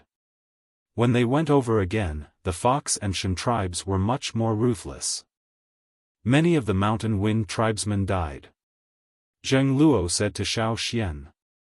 Yesterday, the Mountain Wind tribesmen sent a letter. They asked us to meet up with the Taiha people for a discussion. They want revenge but they can't win against them alone. We want to take back the salt mine too. We also want to know why the Fox and Shan tribes are doing this. That's why we agreed to meet up with them. The Fox and Shan tribes have different attitudes. Why is that? Xiaofan pondered. If it was just to take back the salt mine, they wouldn't have held back the first time. Could it be that there's something else in the mine? Zheng Luo nodded. I thought of that too, but I don't know what's in the mine that's worth turning against the other 3 tribes. If that's the case, it must be something very important for them to turn against the other 3 tribes.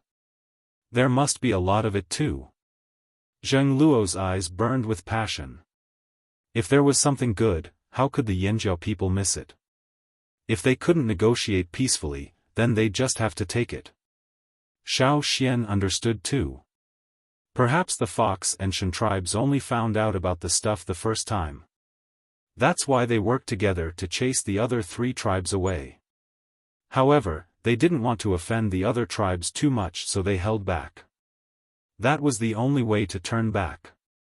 But later on, perhaps they found out about the stuff in the mine and the quantity exceeded their expectations. Coincidentally, the Mountain Wind tribesmen went over too. That's why they chose to kill them. They wanted to take the stuff for themselves and were willing to go to war with the other 3 tribes. Fox and Sun went to look for the other tribes and promised to give them a large amount of salt if they were willing to help. That's why the Mountain Wind tribesmen want us to work with the Taiha tribe. That's how they can continue fighting. I'll go with you all tomorrow, Xiaofan said. Xiaofan and Guang Yi's return made everyone feel more at ease. Having 2 more powerful fighters was a boost to morale. However, before that, Xiaofan planned to ask the people guarding the mine for details. The leader of the guards had been shot several times in order to protect the rest of the team as they left. He had almost died and had been lying in bed since he came back. He must be very weak now. For a strong Yanjiao person to lie in bed for so long, this injury must have turned a strong man into a bag of bones. Xiaoxian was prepared to see a frail and weak man. However, when he followed Zheng Luo, the man he saw was completely different. His face was rosy and he had gained weight. Seeing Xiaoxian's shocked expression, the man pursed his lips and explained, "I ate too many eggs." Chapter 455. This man was called Wuxia. On the way here, Zheng Luo had already introduced him to Xiaoxian. Because Wuxia was often stationed outside the salt mines, he did not spend much time in the tribe. However, he would come back during the ceremony and stand closer to the front. Xiaoxian still remembered him. Because of this, Xiaoxian was shocked. In his memory, Wuxia's skin was darker. When the temperature was high, his bare arms and other parts of his skin looked like they were greased by the sun. There were small poisonous insects in the salt mines. After being bitten, there would be scars. If the scars healed and the toxins were not completely expelled, there would be a dent. Wuxia, who was often stationed in the salt mines, naturally had plenty of experience being bitten by poisonous insects. The most obvious sign was his bumpy face. It looked rough, much more obvious than orange peel. However, the tribesmen did not think much of it. They even thought it looked more intimidating and intimidating. In fact, it was true. With this face, when Wuxia put on a straight face, he looked like a giant boulder that could fall at any moment. It was very intimidating. But now, not only were the intimidating dents gone, his tanned skin was much redder. At first glance, Xiaoxian did not know who it was. After some inspection, he confirmed it was Wuxia. Seeing Xiaoxian's scrutinizing gaze, Wuxia was embarrassed. Every time someone came to visit him, they would be shocked. Wuxia looked at himself in the basin and even borrowed the shamanist's bronze mirror to look at himself. It was unbearable to look at. Wuxia felt like he could not face the tribesmen anymore. Without the dents on his face, he did not look like the leader of the salt mines. He was anxious. Seeing Wuxia's sad face, Zheng Luo said angrily, "This is a good thing. It means that the toxins in your body are all gone." The poison left behind by the poisonous insects in the salt mines was very strong. Even the herbs made by the Taiha tribe were not completely effective. Plus, the herbs made by the Taiha tribe were limited. If anyone needed them, they had to trade for them. Wuxia couldn't bear to part with them, so he wouldn't trade for herbs. But who would have thought that she would become like this after eating a few eggs when she was recuperating? As they were talking, a woman walked in with a big jar filled with water. She was Wuxia's wife, Susha. Both of them were totemic warriors and were part of the mining team. When she saw Zheng Luo and Xiaoxian, Susha quickly put aside the large water tank filled with water. She pushed her long braids decorated with animal fangs behind her back and smiled, revealing her white teeth. "Chief and elder are here." Like Wuxia, Susha's face was a lot redder. She didn't look like someone who often guarded the mines. Susha took out another egg and said to Wuxia, "I just got this from the shaman. We'll share it later." Wuxia's family of 4 was him, his wife, their young son and his mother. Wuxia's father had died in a hunt when he was young. There were only the 4 of them now. Usually, when Wuxia and his wife were away guarding the mines, the old lady would take care of the child. When she heard about the accident at the mines, the old lady panicked. When Wuxia came back with serious injuries and Susha's condition worsened, she traded some salt from the shaman for 2 duck eggs. The old lady heard that the eggs had detoxification properties and were good for recovery, so she immediately traded for them. Needless to say, the effect was quite obvious. Susha's injuries weren't serious and she recovered in a few days. Wuxia's injuries were too serious. There were too many toxins in his body and many fractures. He couldn't get out of bed, so he was bedridden. But he could walk now. The toxins in his body were mostly gone too. He would recover faster in the future. Wuxia looked at the eggs helplessly. I'm healed. I don't need to eat it. You three can share it. This is the last one. You might not even get to eat it in the future. The shaman doesn't have many eggs left and you're mostly recovered. You don't need to eat any more. Wuxia took the egg and was about to cook it. The patrolling team would give all the duck eggs they found to the shaman. Other people couldn't easily get eggs from the shaman. Wuxia and his wife were injured at work and the tribe had to take responsibility. That was why the first 2 eggs were given to them by the shaman. Later on, they continued to trade for them with salt. Since the Wuxia family was stationed at the mines, they got a lot of salt. Xiaofan saw a few pots with pointed bottoms in the house. They were open and had a lace border. There was also a pot with a round bottom. These were the tools they used to boil salt.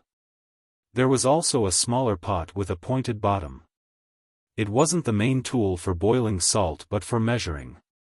When tribes traded with each other, they used these pots. A small pot of salt was the unit of measurement. However, sometimes the tribes were too far away from each other, and trading was troublesome. When making pottery, they would make more small pottery cups like this.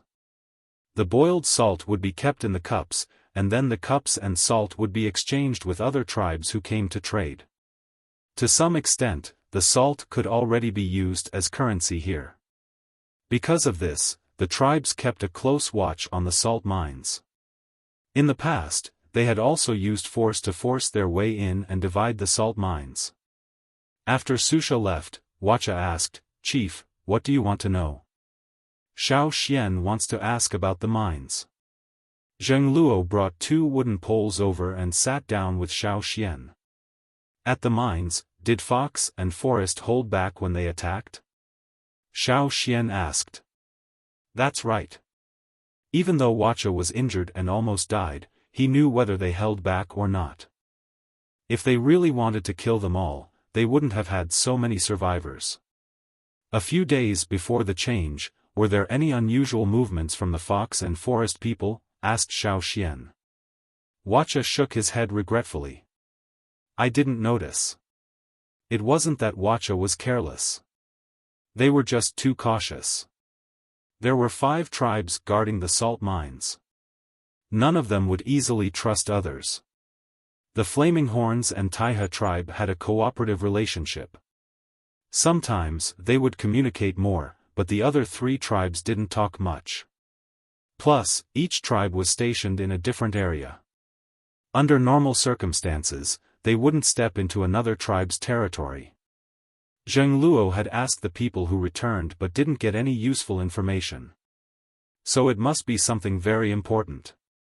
The person who discovered it was worried that more people would notice, so he tried his best to hide it.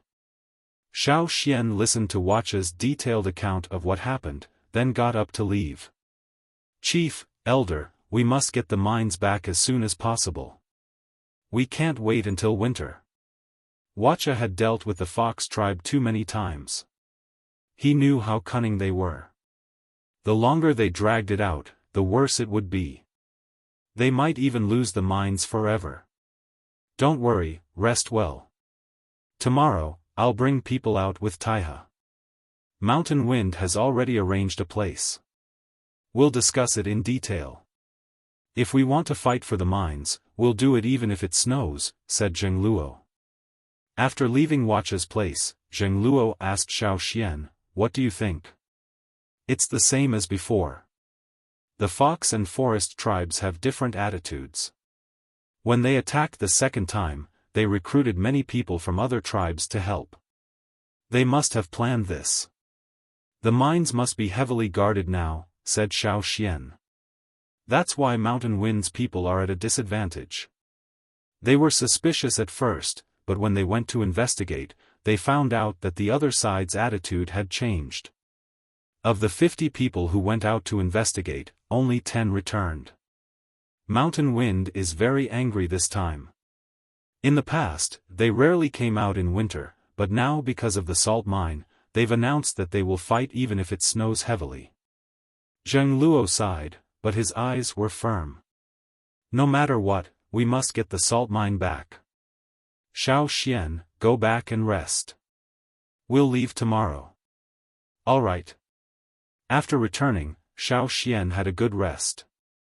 After returning to the tribe, his whole body relaxed and he slept well. When he woke up, all his tiredness was gone. In the morning, Xiaofan wrapped Gongjia Heng's repaired sword in leather and brought along some daily necessities. Zheng Luo was already waiting for them. Other than Xiaofan, Duo Kong and more than 40 warriors were with him. However, Guang Yi was left behind to guard the tribe. He led the patrols to strengthen the defenses and prevent ambushes. After leaving the tribe's perimeter, they waited for a while and saw about 50 people from Taihe.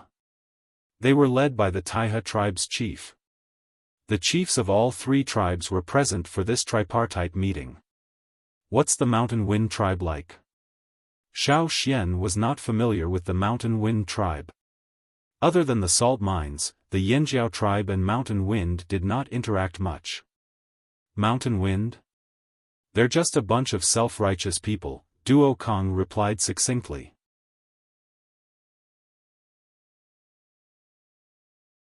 Chapter 456. Xiaofan understood Duo Kang's words when he saw the Mountain Wind people. The Mountain Wind tribe agreed to meet in a valley. There weren't many trees around, and even if there were, they weren't thick old trees. The Flaming Horns and Taihe tribesmen each found a place to rest first. Duo Kong ordered his men to move large rocks over. These rocks could be used as stools or weapons. The Taihe tribesmen couldn't do this. So what if you're strong? The Taihe people muttered to themselves. The Mountain Wind people didn't let the Yanjiao and Taihe people wait. Xiaofan brought a large rock over and sat down for a while. Suddenly, he heard a sharp and short cry. It sounded like a bird. When they heard this cry, the Flaming Horns and Taihe people all looked up. They're here, Zheng Luo said. Xiaofan didn't understand why everyone was looking up at the sky until he saw a few figures appear on top of the steep cliff behind them. Then, more and more figures appeared and jumped down one by one. Boom, the sound was like the sound of an umbrella opening. The people who jumped down from the high mountain walls spread their wings. No, they weren't real wings. They didn't grow from their bodies. Instead, it was something that looked a lot like wings. Xiaofan watched as the people in the air adjusted their wings and changed direction. They rushed down towards the ground. When they got close, they shook violently twice before landing safely. Xiaofan thought the Mountain Wind tribe's totem would be a bird with large wings. But when he saw them, he saw that the totem decorations on their bodies were all birds without wings. What a strange tribe. Looking at their wings up close, as an experienced hunter, Xiaofan could see that the Mountain Wind people's wings were made of animal skin. The craftsmanship was very delicate, like a special piece of clothing. He didn't know how these clothes were made. The animal skin was specially treated so it looked like a flexible membrane. It wasn't covered with feathers, but some of the Mountain Wind people used feathers as decorations. After landing, the Mountain Wind people kept their wings. They looked like they were wearing a strange cloak. In the past, the Feather tribesmen only raised birds, but the Mountain Wind tribesmen thought of themselves as birds. To be more precise, they thought their ancestors were birdmen who just didn't have wings. Rumor had it that the bird on their totem had always been looking for wings, so the Mountain Wind tribesmen did everything they could to give themselves a pair. Duo Kong said the Mountain Wind people had been wearing clothes like this since a long time ago. To be able to make clothes like this that were so close to the body and flexible without any air resistance, they were geniuses. Probably because Xiaofan's gaze was too strong, the other party's chief frowned when he saw Xiaofan. Where's Wuxia? Mountain Wind and Yanjiao mostly talked about the people guarding the mines. Wuxia, the leader of the guards, couldn't come because he was sick. He's recovering in the tribe. Zheng Luo didn't say how Wuxia was doing. The Taihe and Mountain Wind people both knew that Wuxia, the leader of the guards in Yanjiao, was heavily injured and almost died. What they didn't know was that not only did Wuxia survive, he was almost fully recovered. Among the people the three parties brought, there were familiar faces and some unfamiliar faces. But now wasn't the time to pay attention to that. That was why the Mountain Wind chief only glanced at Xiaofan before looking away. He thought Xiaofan was just Zheng Luo's nephew. I asked you out today to talk. We've already decided to take the salt mines. What's your decision? Are you willing to work with us? Asked the Mountain Wind chief. Zheng Luo and the Taihe chief exchanged glances. He sat on a rock and said slowly, "Of course we'll take back the salt mines. You took Yanjiao's things and chased our people away. We'll take revenge." Then he changed the topic. But you Mountain Wind didn't tell us the truth. This was what Xiaofan and Zheng Luo had discussed. If Mountain Wind dared to test the salt mines, they definitely weren't useless. But after losing so many people, it was impossible that they didn't get any useful information. It was just that Mountain Wind didn't tell Yanjiao and Taihe. The Mountain Wind chief's expression changed slightly, but he didn't refute or answer. He remained silent, as if agreeing. He looked towards Taihe. We won't give up on the mines. You want to work with us? Fine. But like Zheng Luo, we want to know the truth. We don't want to be kept in the dark.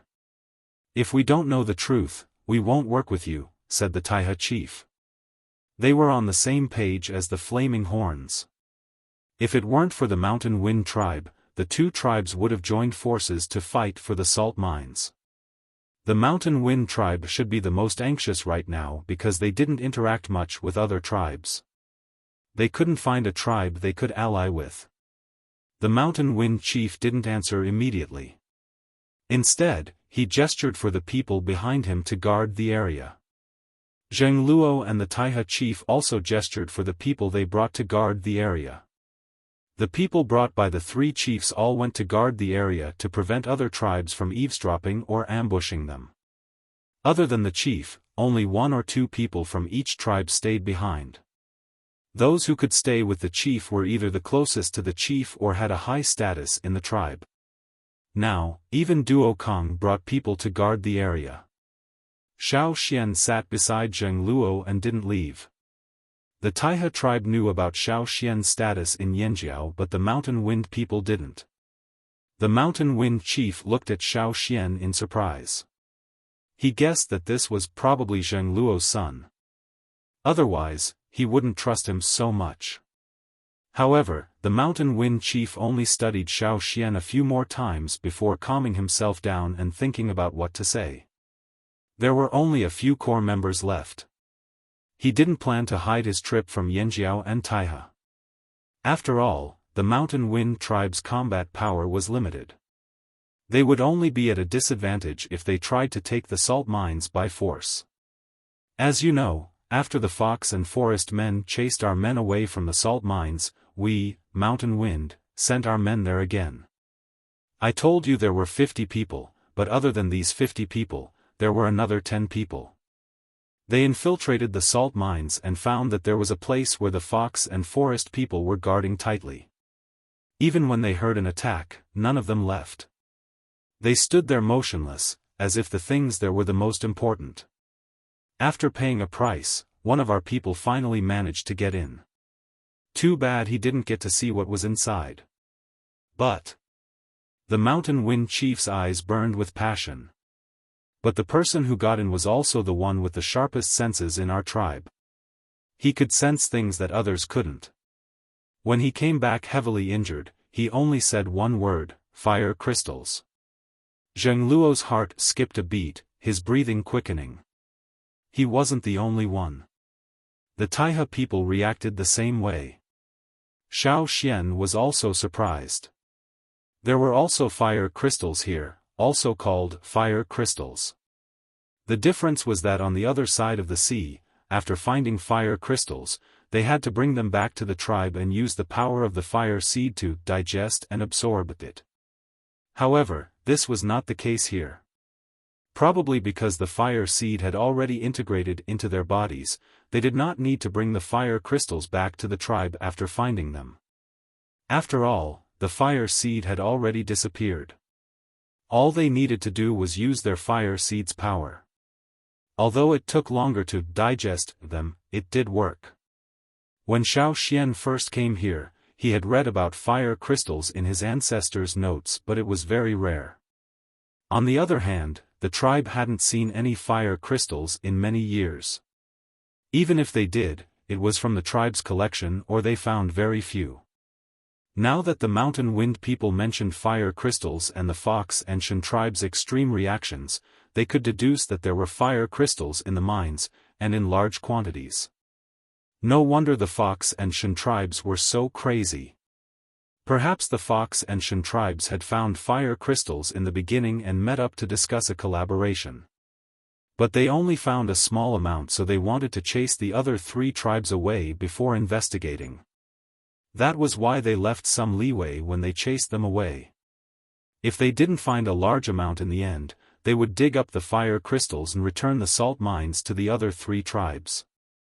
It was not wise to make an enemy out of 3 tribes who were as strong as them over a few fire crystals. But later on, they found a large amount of fire crystals, enough to shake their plans. That was why they decided to be ruthless when the Mountain Wind people went to investigate. Not everyone could easily detect the fire crystal.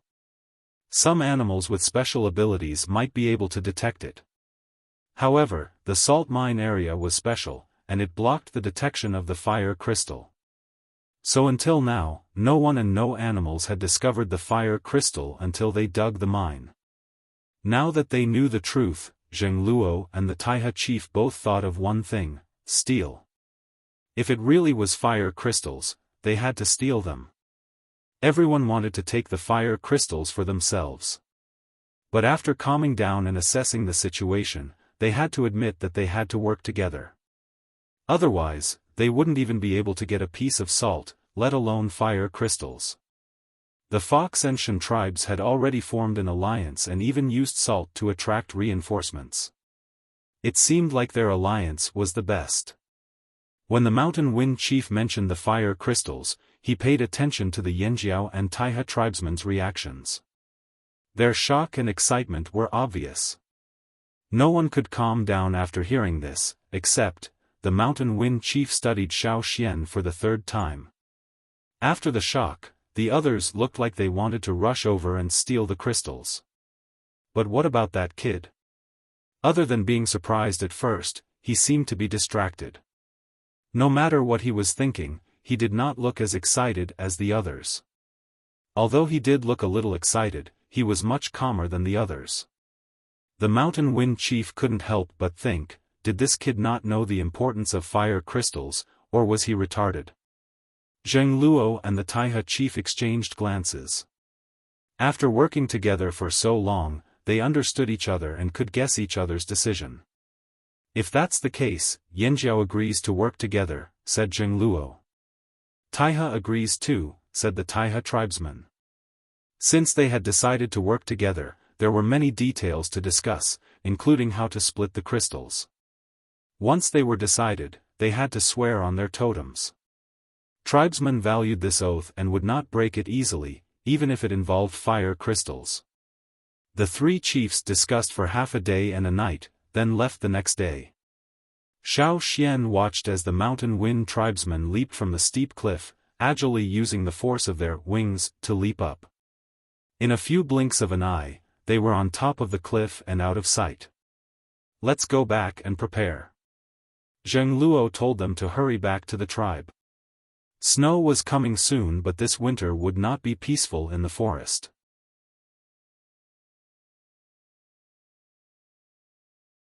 Chapter 457. After Zheng Luo brought his men back to the tribe, he gathered all the important people in the tribe for a meeting. He listened to everyone's suggestions and started mobilizing them. Whatever they could do, such as arrows, weapons, herbs, food, straw ropes, animal skin bags, clothes, and so on, they had to be specially prepared. The equipment that was originally reserved for winter was no longer suitable for fighting in the forest. "Right, let's distribute the weapons we brought back," said Xiaofan. The others were deep in thought, thinking about how to distribute the tasks to their subordinates when they returned.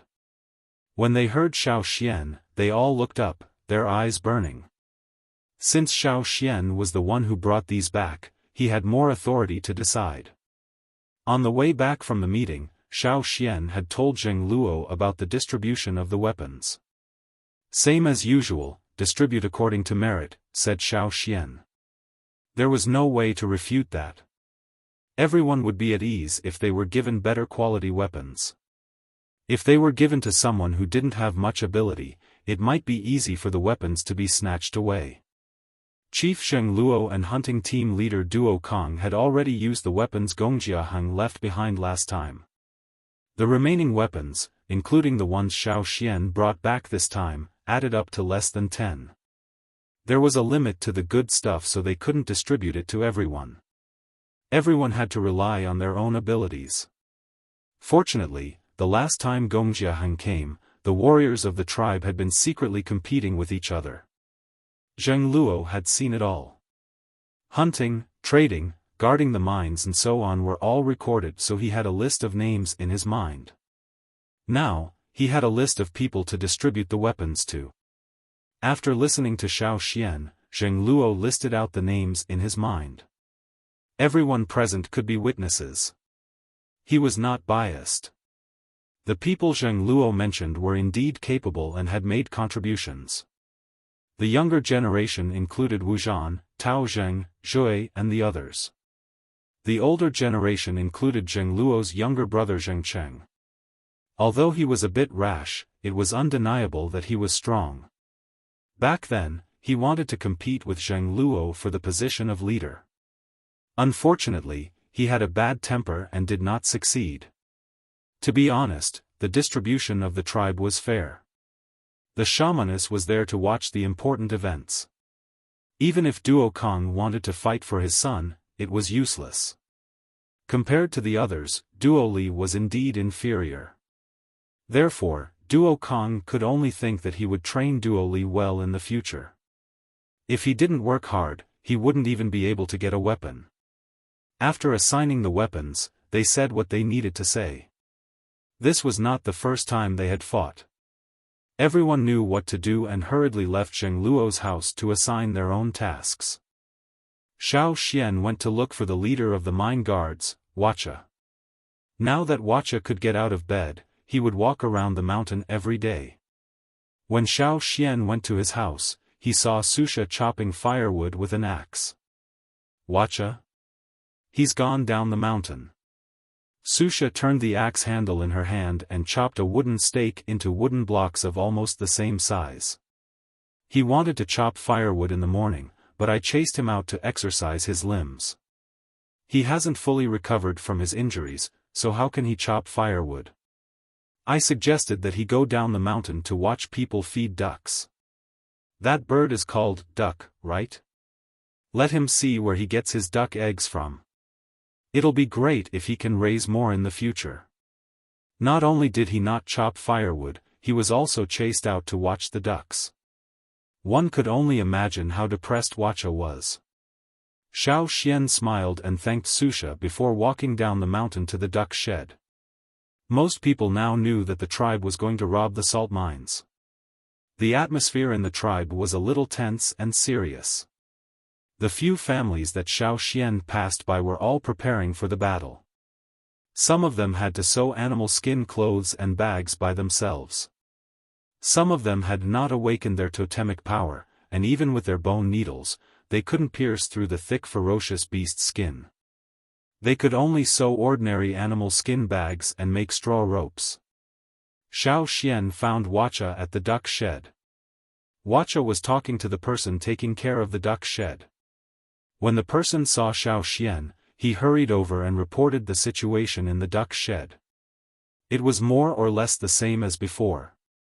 However, the ducks who were willing to stay in the tribe were less active in the day and often stayed in the shed. The green duck was still the same. Most of the time, it stayed in the shed to hatch its eggs. Those eggs were especially hard to hatch. There was no movement even after so long. Oh, right. The person slapped his forehead. He almost forgot the most important thing. Elder, you said that if you saw ducks laying eggs, you would send them to a separate shed. I really did find more than one. The person in charge of the duck shed told him that Baigua's discovery of the eggs was not an accident. Later on, the patrolling team also found eggs elsewhere. Although they only found 3 eggs, it was still a good thing. Those ducks laid eggs, but they didn't hatch. The patrol team picked up the eggs along with the ducks. Look, the 2 ducks with grass juice on their necks were the ones that had laid eggs recently. However, the eggs found by the patrol team didn't match. It's okay. We can just separate them if we see them in the future. If we take good care of them, they might be able to continue laying eggs in the winter. It's just that the eggs they lay might not have the same effect as before. I see. The person was slightly disappointed. But it was better to have eggs than not. Wait for the ducklings to grow up and continue laying eggs. That's fine, right? That's right. Ha! The person rubbed his hands together, full of enthusiasm again. Seeing that Xiaofan was looking for Wuxia, the person left to check on the other sheds. Xiaofan and Wuxia found 2 wooden posts to sit on. Xiaofan told him why he was here. Salt mine? Wuxia remembered that Xiaofan had never been to a salt mine before. He explained the history of the mine and the few battles they had fought. Xiaofan did not know much about the salt mines here. When he was in the tribe, there were salt ponds around. In the beginning, the Yanjiao tribe lived in an isolated environment. Of course, no one fought for it. When he came to the old haunt, the tribe also found a salt lake. Although it was a little far, no one fought with the Yanjiao tribe. After all, other than the Yanjiao tribe, no one wanted to live in the fearsome beast forest.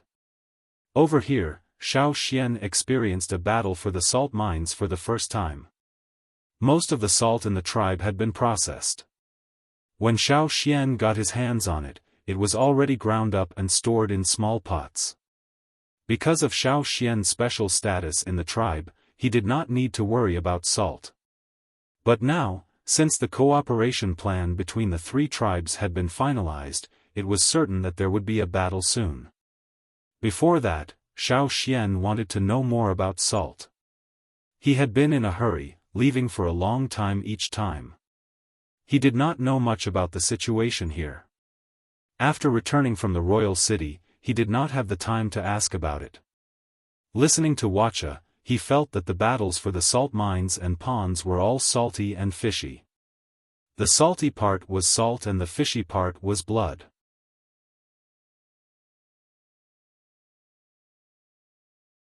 Chapter 458. Why did the tribesman value salt so much? When there was no salt, he could actually survive.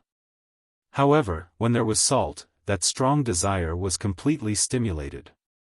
Whether it was the people here or the tribes on the other side of the sea, they all believed that salt could strengthen their bodies and minds. It was a gift from the heavens. Only with salt could life be filled with passion. Tribesmen fought for territory and prey. Salt was one of the factors that ignited the flames of war. Wuxia said that the salt mine the tribe occupied was discovered a few hundred years ago. The first people to discover the salt mine couldn't defend it and the entire tribe suffered. In the end, the entire tribe moved to a city. They had no choice. They couldn't win against the other tribes and to prevent themselves from being attacked, they fled. After that, the battle for the salt mines intensified. The Flaming Horn tribe didn't give up on this fat piece of meat. In the end, they managed to squeeze out the others and snatched a spot. However, they couldn't monopolize it with their abilities at the time. At that time, there were only a few people in the tribe, less than 1,000. Other than their own abilities, the Taiha tribe also played a big role in this. The Flaming Horn tribe had always remembered this favor and had been working with the Taiha tribe all these years. After a few hundred years, the battle for the salt mine never stopped. But the 5 tribes never changed. They seemed to be on the same side and didn't allow anyone else to take a step in. It seemed like they had an agreement and the 5 tribes were working together. But in reality, there was a secret behind this. The 5 tribes that occupied the salt mines could have fewer people, but they absolutely couldn't have more people.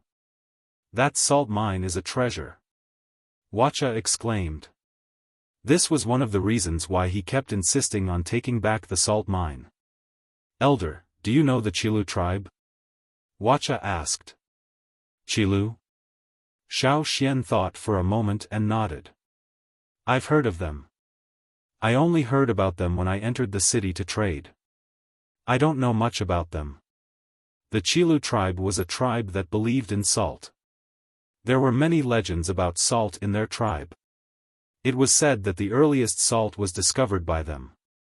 It was said that one of the ancestors of the Qilu tribe saw a strange animal. That animal took him to a lake, and then he saw a miracle. The so-called miracle was a salt lake. The totem of the Qilu tribe was that strange-looking animal. It was called the salt beast. Until now, no one had seen that animal. Some people said that it was made up by the Qilu people, but the Qilu people had always believed that the salt beast existed. As for whether it was true or not, no one could say for sure. However, after the rise of the 6 major tribes and the establishment of cities, they became aristocratic slave owners, which led to changes in the other tribes. The Qilu tribe's salt lake had been seized by the other 6 tribes. They didn't have the ability to take back the salt lake that had been taken over by the other 6 tribes. The scattered Qilu tribesmen entered the 6 cities and sometimes helped the nobles make salt for a living. However, a few years ago, they heard that the nobles found a new salt spring and gathered some of the Qilu tribesmen to build a city there. They named it Qilu Salt City. There were quite a lot of people who went to Qilu Salt City. Of course, Wuxia didn't mention the Qilu people because he wanted Xiaofan to understand their history. The Qilu people's salt-making skills are similar to the Wuxia family's forging skills. They are famous among the tribes. Even the slave owners would hire the Qilu people to make salt. The salt they make is very expensive. Most of it is used by the nobles. If others want to buy it, they have to spend a few times more, said Wuxia. Xiaofan understood this. For example, the golden grains produced by Jiju's golden fields were famous everywhere. Everyone from the cities to the mountain tribes had heard of it. However, other than the 5 tribes who own the salt mines, no one knows that the salt from our mines doesn't require any complicated extraction process. The salt we get is much better than theirs. At this point, Wuxia's face was filled with pride. His tribe was able to get such a good resource, of course it was worth being proud of. No wonder the salt mines were rarely mentioned. They were purposely downplaying their existence so that fewer people would know about it. Even more than half of the tribesmen did not know what the salt mines looked like. The tribesmen were only told not to trade their own salt. If they wanted to trade, they had to look for the people in charge of such trades. They would make the arrangements. The tribesmen had always obeyed this order and never made an exception. It wasn't just the Yanjiao tribe. The other 4 tribes, Fox, Forest, Mountain Wind and Taiha, all did the same. They kept it a secret. High-quality salt could sell for a higher price. They could even step on the famous Qilu people and trade for more things from the great 6 cities. However, it was also very dangerous. If they sold it, the great 6 cities would definitely covet it. Based on their style, they would definitely interfere with the salt mines. The Qilu people were a good example. Hence, the 5 tribes would never leak the news. Because of this, when the 5 tribes discovered the quality of the salt mines, they all followed the same rule. They would not let any other tribes interfere, nor would they leak the news. As for trading with other tribes, even in such a high-quality salt mine, there was a difference between different types of salt. We'll collect salt in the cave. The salt at the top of the cave will be put aside after we collect it. That's all good salt for our own tribesmen. In the future, we'll secretly transport it back to the tribe so that no one will notice the difference. The salt on top of the cave you mentioned, is that what we usually eat? Xiaofan asked. Yes, that's it. When you looked at it, did the salt look a little red? Wuxia asked Xiaofan. Indeed. At that time, Xiaofan noticed that the color of the salt he was given was different from the ones he had seen before, but the taste was not bad. Everyone was given the same salt, so Xiaofan didn't think much of it. He didn't expect that there was a secret behind it. The salt extracted from our salt mines, compared to the lake salt of the Chilu people and the salt produced from the new salt spring of the slave masters, has a stronger taste, with a strong feeling. Usually when we roast meat, we don't add anything else, just this salt is enough. The taste is very good, and the mood is good. If we let the warriors eat roast meat without salt, they might not have such a big appetite. We've tasted some salt from Amba City before. It doesn't taste as good as the salt from our mines. Sometimes, the trading teams would bring back some salt too, but it's of lower quality. It's just a cover. Wuxia felt that this was a smart move. It was not eye-catching and could be used as a cover. To the tribesmen, what they ate was not meat, but power. And salt played an important role in this. If the salt from the top of the cave is for your own people, then the salt from other places is sold? Xiaofan asked. Yes, the salt we sell is from other parts of the cave. Although the quality is good, it's not as good as the salt from the top. The salt from other places is even worse. No one uses it and the salt we make is sold to others. Tribesmen wouldn't scrimp and save for themselves and sell better things. To them, this kind of behavior was extremely stupid, so they would only save the best things for their own people and sell the worst things for others. The Yanjiao people were like that. The other 4 tribes were like that too. This was especially true for the salt caves that they had dug out. Not a single piece of salt that was mined from the ground near the caves would be left for themselves. This secret was shared by all 5 tribes. Therefore, other than the 5 tribes guarding this place, the other tribesmen had no idea how good the quality of the salt in this mine was. Even if they took the salt they bought from the 5 tribes and went to the cities to trade, they wouldn't think too much about it. Even if they did, it wouldn't be too strong. After all, more and more salt springs and ponds had been discovered. Although most of them were occupied by the 6 noble families, there were still some in the hands of the tribesmen. They wouldn't come all the way to the mountains and forests just because of a salt mine. When something happened at the salt mines, the Fox and Shan tribes used salt to get some people to help them. The salt they used was of lower quality, so the core secrets would not be leaked. Oh, Elder, I'm sure you haven't seen the original appearance of the salt mines we just mined. As Wuxia spoke, he reached to his waist and took out a beast skin pouch. There was a small jar inside.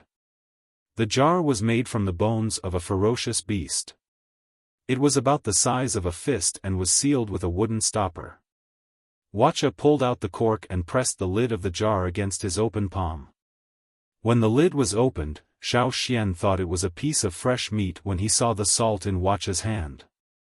It was red and white. Maybe it was because it had melted a little, but it looked tender, like freshly minced meat that had been washed in water. This is salt? Xiaofan leaned closer to take a closer look. Upon closer inspection, it did indeed have the texture of a crystal. It must have felt clearer when it was first mined, but with Wuxia's help, there were some changes. Wuxia looked at the salt rock in his hand, his eyes burning with passion. "This is what we harvested from the top of the cave.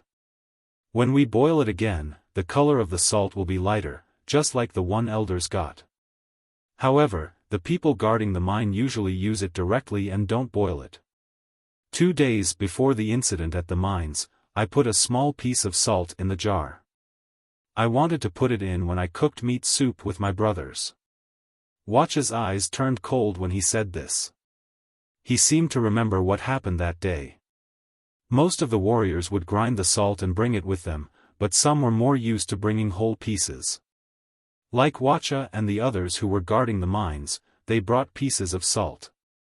Other than using herbs to brew tea, the warriors would also put some salt in their water bottles to drink when they used up a lot of energy. This wasn't because they had any theoretical knowledge. It was because they relied on their instincts and their body's desire.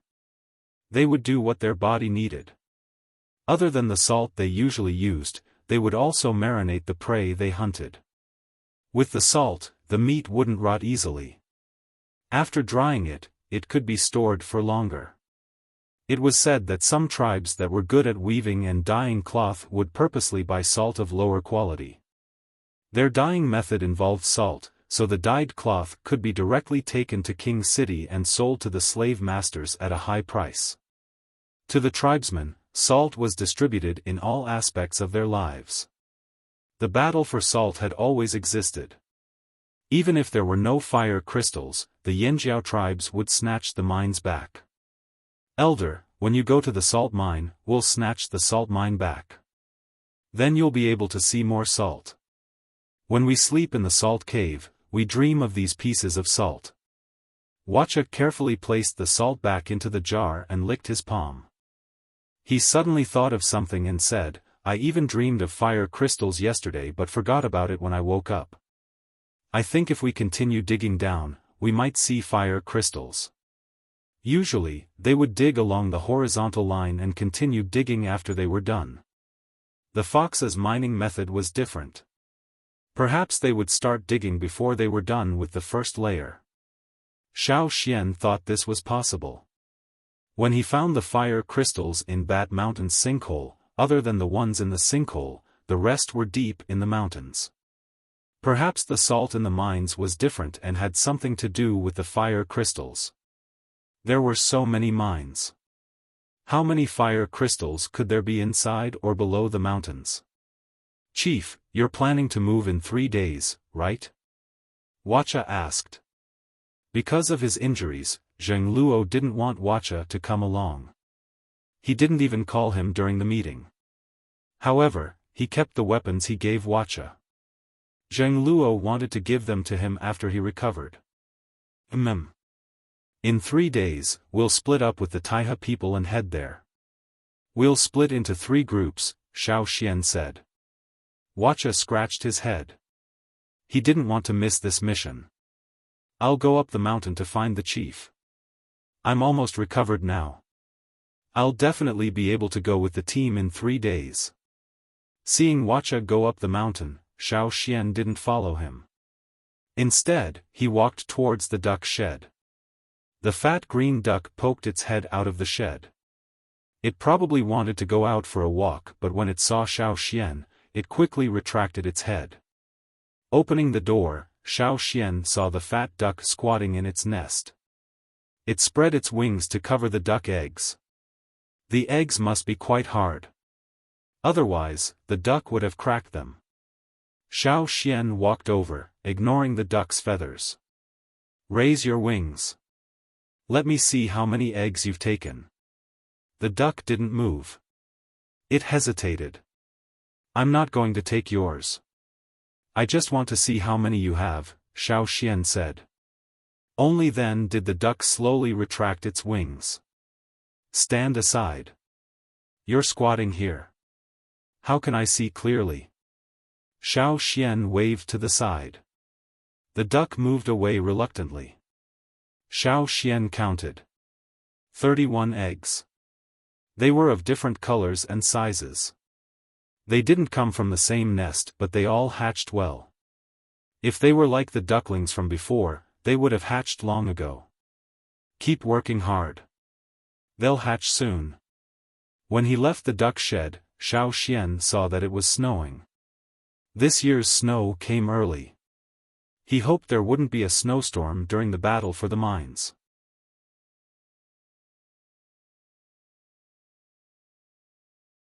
Chapter 459. On the mountain, Zheng Luo looked up at the sky. It's snowing earlier than expected this year.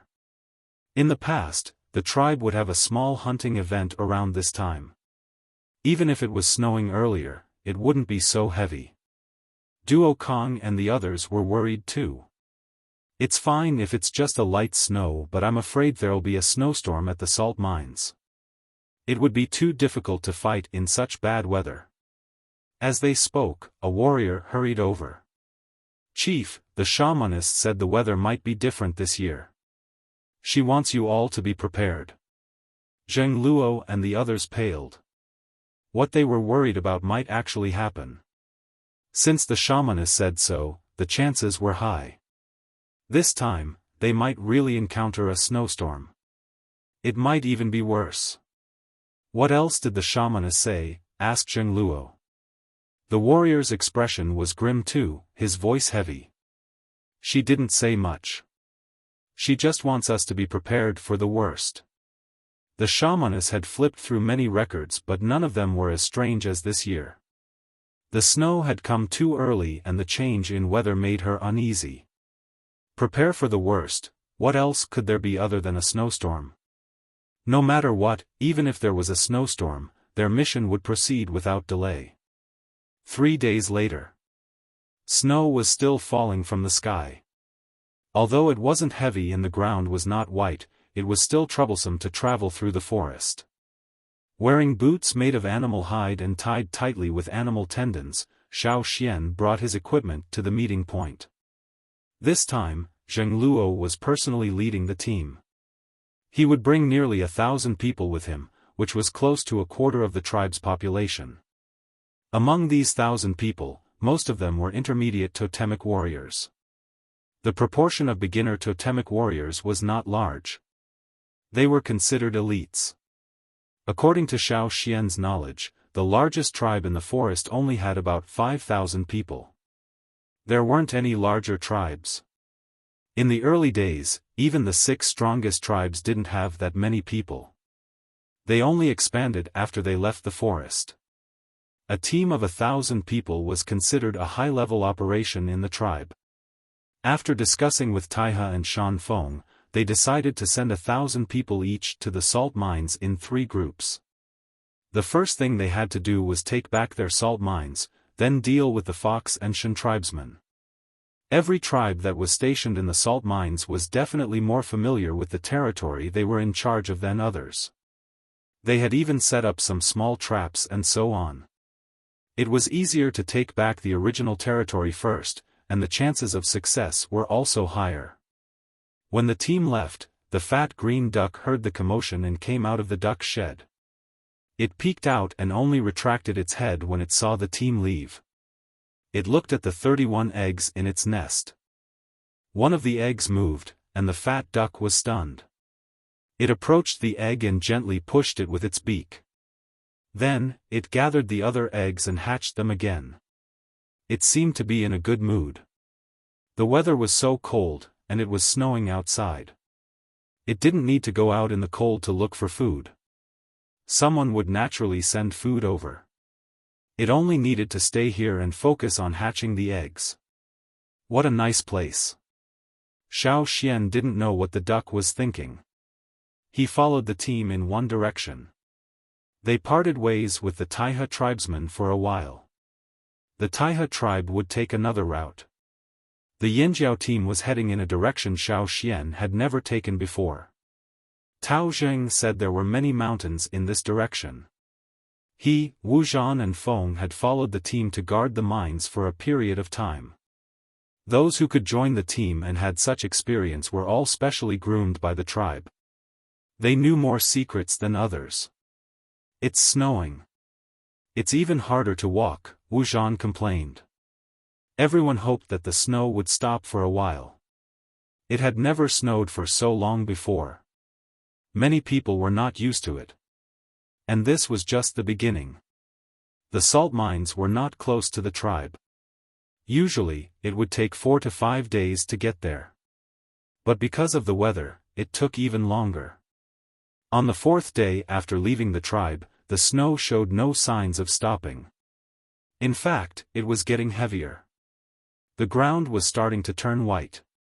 Zheng Luo looked at the sky and exhaled. Hurry up. Let's rest in the cave first. It was already the 4th day and they still hadn't reached the place where it used to take 3 days.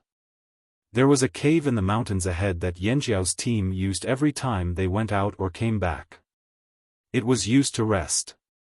But there were too many people this time. The cave was very crowded.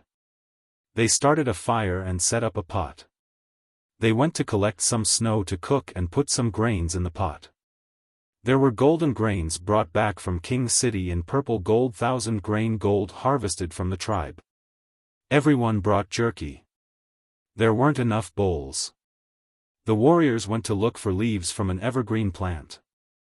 Each leaf was wide and thick, about the size of 2 palms. After plucking them, they rolled them up and folded the bottom to make bowls.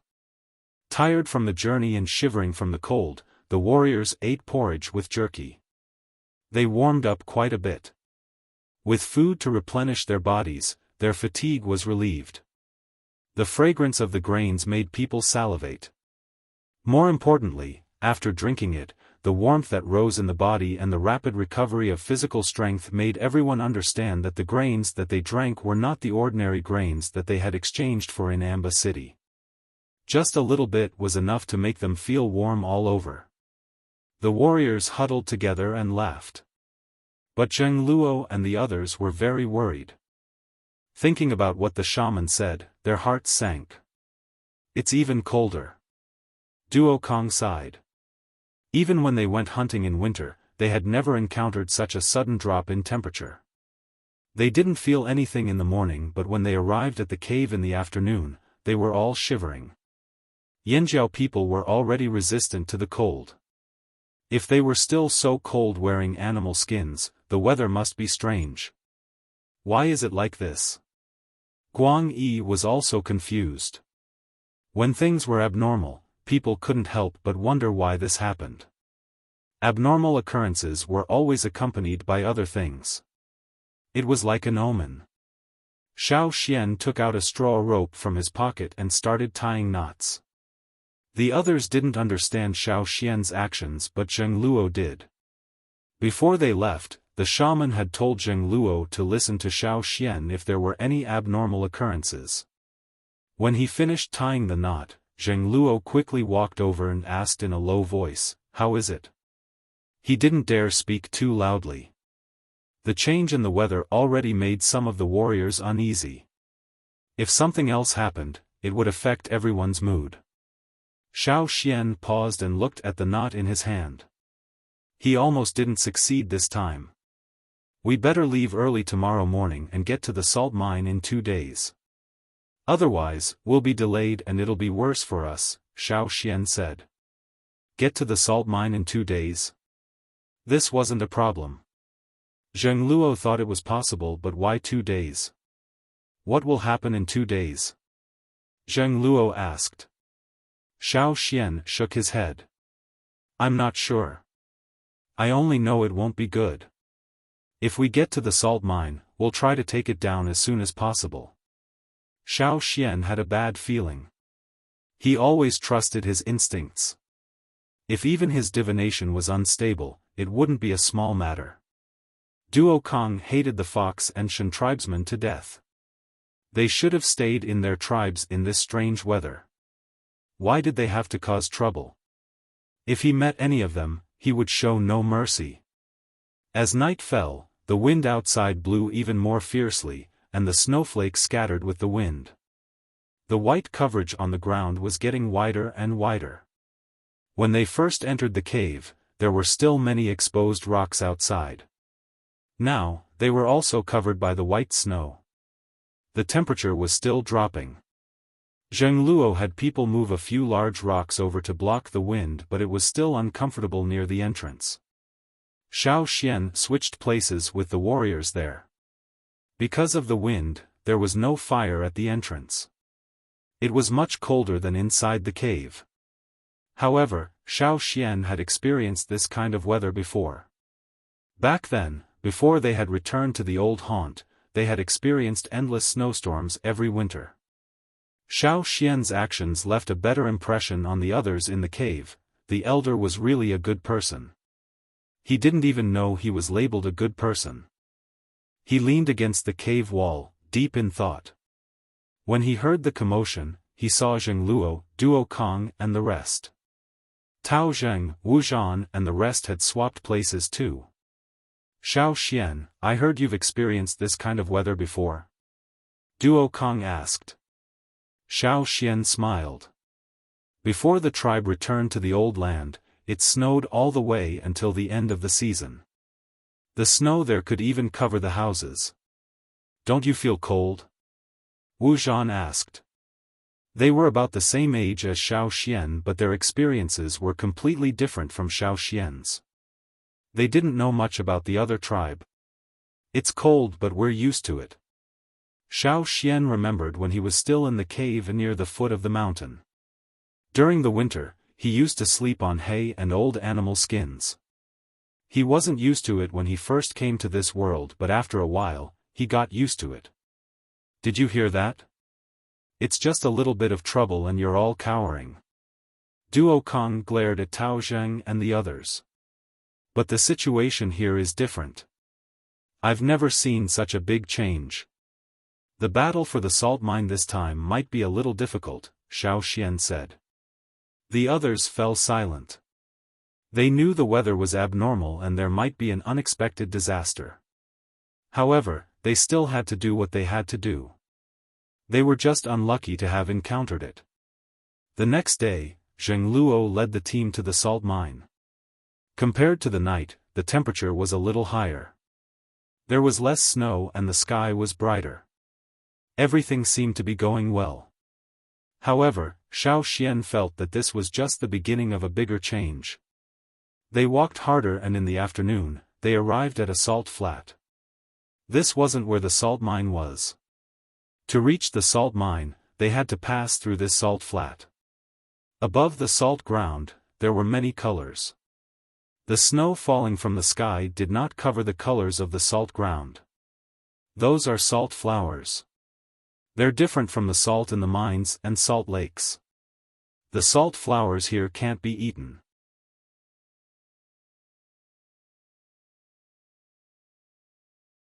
Chapter 460. At first glance, this salt land looked like a snowfield. Most of the ground was covered in white. There were some shallow pits on the ground. The snow melted after it fell and gathered together. On the snow-white ground, salt flowers emerged from the ground like coral. In the center of each salt flower, the color was either dark or light, red or blue. At first glance, it looked like a fairyland. However, people who knew about this place avoided it like the plague. Although there was salt everywhere, the salt was poisonous. No one who had eaten it or licked it was spared. Therefore, for a long period of time, this place was recognized by everyone as a dangerous place. Anyone who entered would die. There were even Qilu people who said that this was the graveyard of the salt beasts. Whoever approached this place and violated their tombs would be punished. This was a demonized area. It was not until someone walked into this salt land and discovered a salt mine that this dead land was revived. Crack, crack, crack, subtle cracking sounds could be heard from the shallow pit. Xiaofan saw an orange-yellow crystal pillar emerging from the shallow pit. It looked as delicate as crystal, sparkling and translucent. The crystal pillar was like a seedling breaking out of the ground. It grew upwards and forked. As it grew, the crystal pillar's surface turned from transparent to translucent. Then, it was covered in a layer of white frost. When it reached the height of half a person and stopped growing, it was almost the same as the other salt flowers on the salt land. The only difference was the color. It had a faint orange hue. This was only one of the salt flowers that had bloomed. In the other shallow pits, there were also other salt flowers that had sprouted. The colors were green, red, and even black. Although such a scene was beautiful, when one thought about the legends of this place, it made one's hair stand on end. "Let's go. Just don't eat them," said Zheng Luo. Stepping on the salt land, they heard a clear cracking sound. This was the sound of stepping on the salt layer. It was much louder than stepping on the snow. Below their feet were cracked salt crystals of all sizes. Some were lumps and some were flakes. The big ones were stepped on and the small ones were crushed into powder. The group tried their best to walk on higher ground, avoiding the shallow pits. Their boots were soaked in water.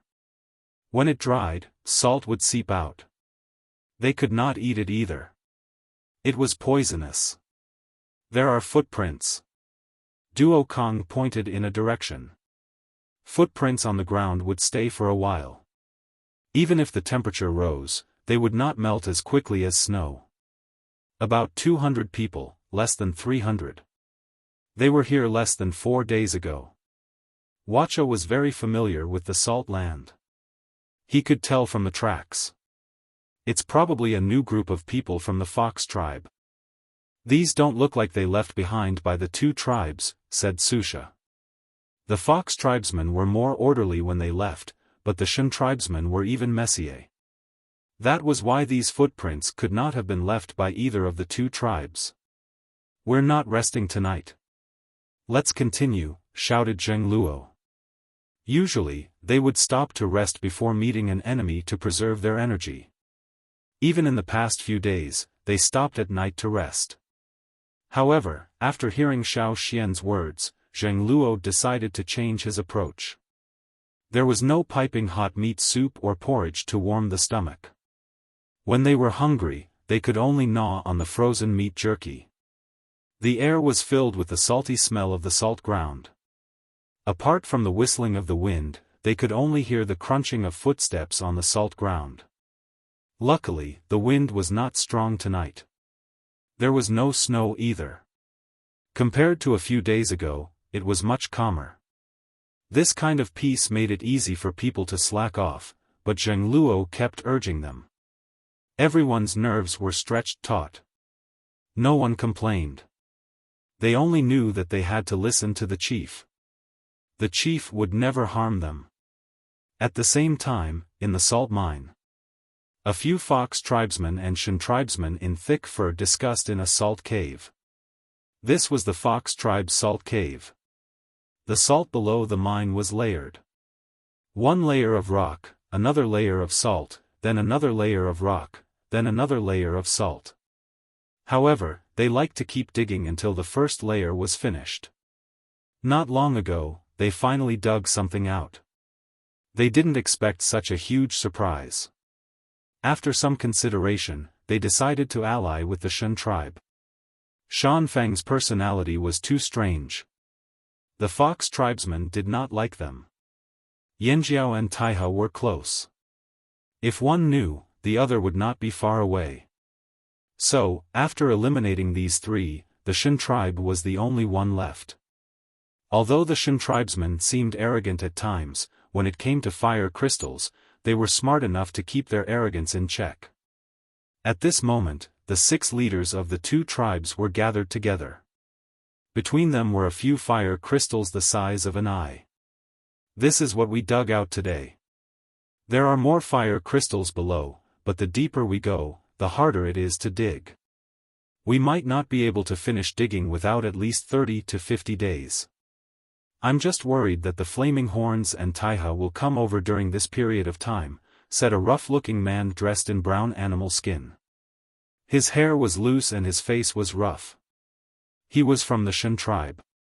From what we know, Shan Feng has probably allied with Yanjiao and Taiha.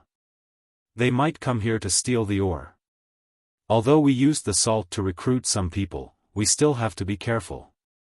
The Yanjiao people are not that easy to deal with, said the Fox chief.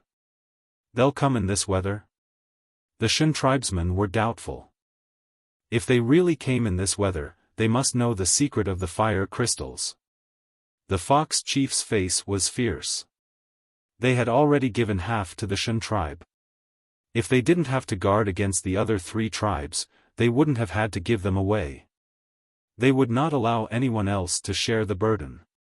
The Shan tribesmen had the same thought. Squeak, a strange squeak came from outside the cave. It sounded like someone was flying towards them. One of the Shan tribesmen raised his hand, and with a whoosh, a gray shadow rested on his arm. It was a bird. It looked like a bird of prey, but it wasn't big. The bird shook its feathers as if it was shivering. Then, it called out to the Shan tribesmen. Squeak, squeak, squeak, the Shan tribesmen's expression changed. The Taiha people are coming to the salt mines. They're almost there. They really know the secret of the fire crystals. If the Taiha people are already here, the Yanjiao people won't be far away.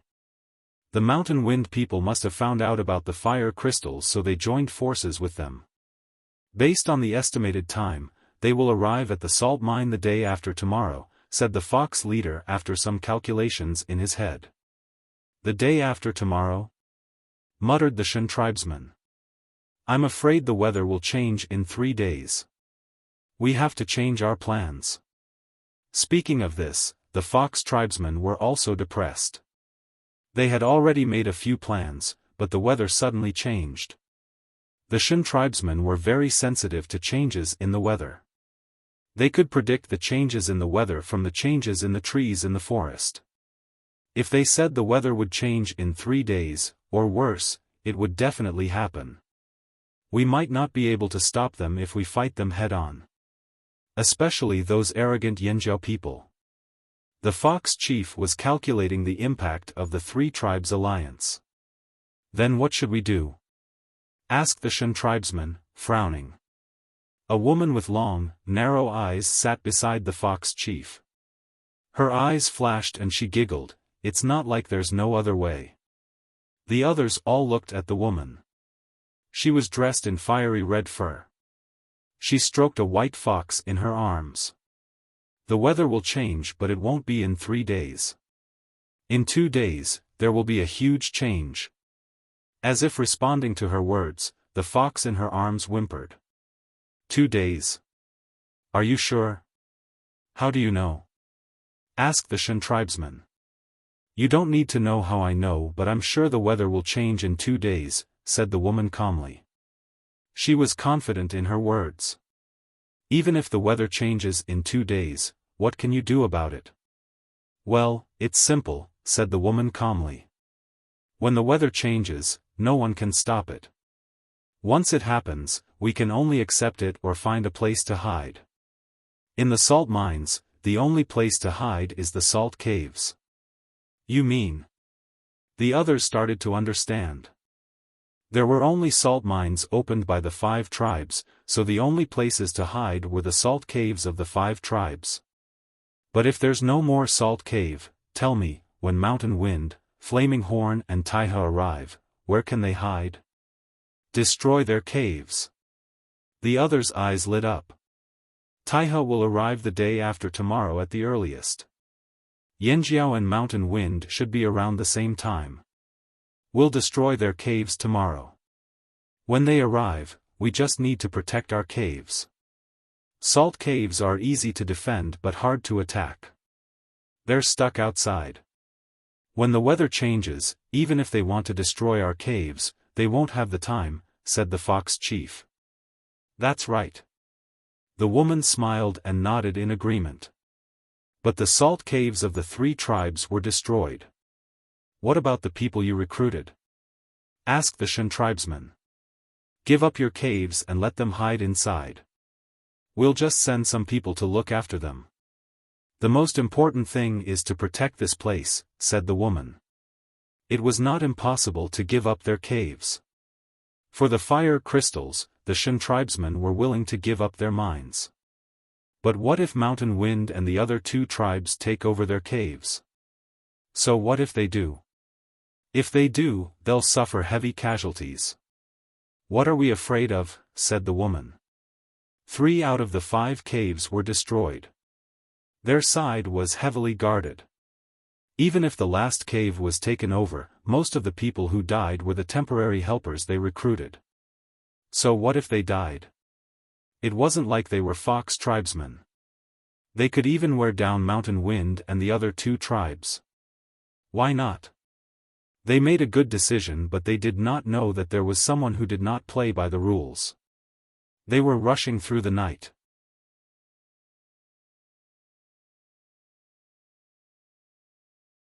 Chapter 461. Under the night sky, a group of people ran across the salt flats. The crunching sounds were like the movement of some kind of reptile. The night sky was pitch black and the group did not light a fire. Zheng Luo wanted to use the glowing stones that Xiaofan gave to light the way. Even an advanced totemic warrior would not be able to see accurately in such a dark environment. Their vision would be affected. But if he took out the glowing stones, he was worried that they would be too obvious in the dark. They would be easily exposed. They could see a little light in the darkness from afar. Xiaofan volunteered to lead the way. He had been following the team for a while now, so he knew which areas were more dangerous, which areas to avoid, and which direction the team should head in. He already had a plan in mind. There was no light at night, but Xiaofan had another special vision ability. The topography of the salt flats was very clear in his special vision. The shallow pits, the salt flowers on the ground and so on were clearly visible in his vision. With Xiaofan leading the way, the others did not have to worry about bumping into salt flowers or stepping into shallow pits. If they accidentally tripped and ate a mouthful of salt, they would be poisoned half to death, not to mention following the group. Xiaofan led the way according to the group's speed during the day. Zheng Luo was suspicious at first, but he relaxed and followed closely behind. The group became a long and narrow formation, one following the other. This reminded Xiaofan of the games the children played in the early days of the tribe. Also, the first time he went out hunting, he took Mao with him like this. But at that time, they were running for their lives. This time, they were hurrying. After stopping for a while, Xiaofan distributed the purple 1,000-grain gold to everyone in the group. There was no time or conditions to light a fire, so there was no way to cook porridge. They could only chew. In the wild, the warriors had chewed raw rice too. They were no strangers to it. Even though there was only one, and it was still raw. It was crunchy, but the purple 1,000-grain gold was even more comforting to the soldiers than the golden grains. The tension and exhaustion from traveling in the dark, the anxiety from the weather change that they had never encountered before, and the emotional turmoil before the battle were all gently soothed. It was as if their bodies were soaking in a hot spring. The messy totemic power in their bodies became orderly again.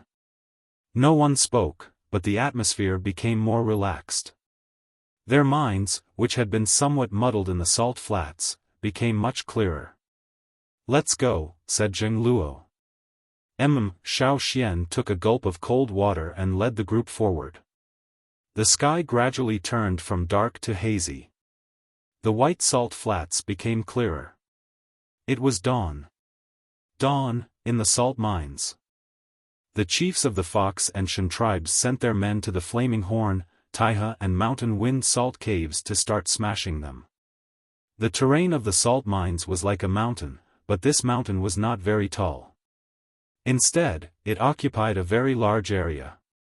After the 5 tribes occupied the salt mines, they divided their territories and dug salt caves. There were no high cliffs in the mountain where they dug. When they were digging and mining, the people of the 5 tribes were very gentle when mining. Even the Flaming Horns tribe, which was considered the most rude of the 5 tribes, was also very careful when it came to the salt cave. The rocks in the salt mines got harder the deeper they went. The closer they were to the top, the easier it was to dig. It just so happened that the first layer of salt mine was above, so the opening of the cave was above. The second layer of salt mine was below ground, in a belt shape. Wuxia and the others were mining underground, so the upper layer had long been mined out. At the same time, a group of people had gathered above the cave. There were Fox, Shen and other tribesmen who were recruited as helpers. Each of them held a large hammer or a sharp chisel as they stood there.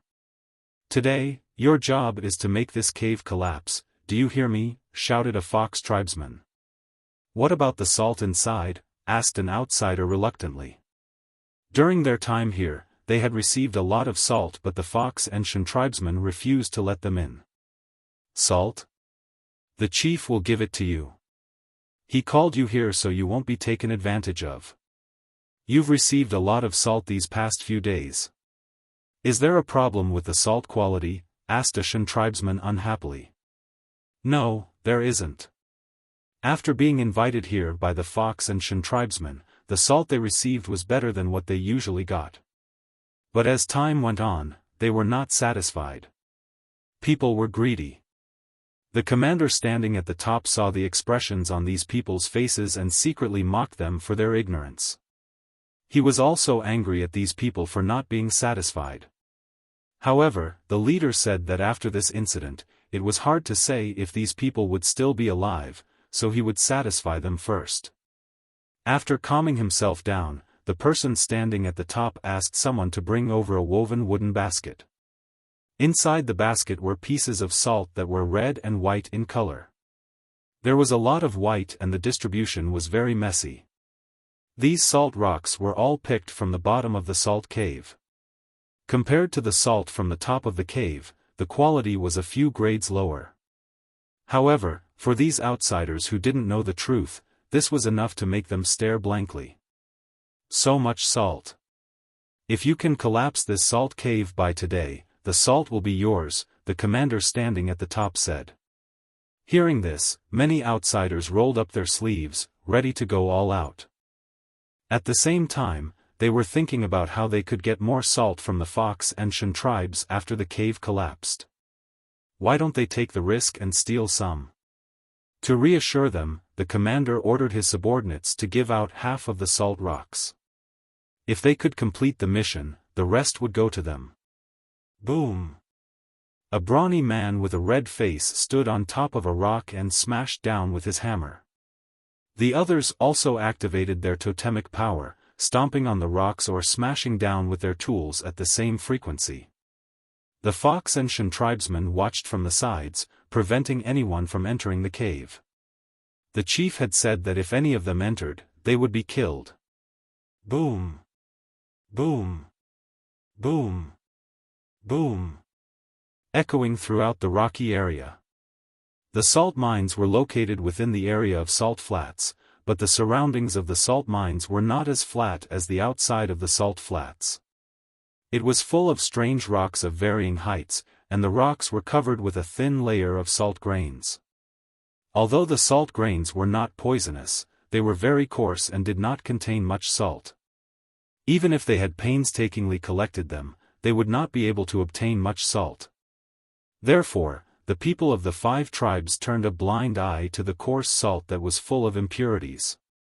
Even the foreign tribesmen who had been invited to join them were no longer interested in those things. Boom! A series of loud noises could be heard. It was not only happening here, but the same thing was happening in the other 2 places as well. On top of the strange rocks in the surroundings, coarse salt grains rolled down along with the sound of tremors. At the entrance of the Fox tribe's cave, the Fox chief stood there, holding the woman with the fox in her arms. His eyes were smiling. "Everything is going well. As long as we destroy their cave, they'll freeze even if they come here." The woman was smiling too. But the next moment, the fox in her arms stood on end, its thick fur standing on end, making it look like it had swelled up. Woo! Woo! Woo! The fox struggled out of the woman's arms, wanting to rush out of the cave. But it looked up at the sky in fear, hesitating. "What's wrong?" asked the fox chief. The woman also found it strange. Thinking of something, she suddenly looked up at the sky and said in surprise, perhaps, the change in the sky will come earlier than we expected.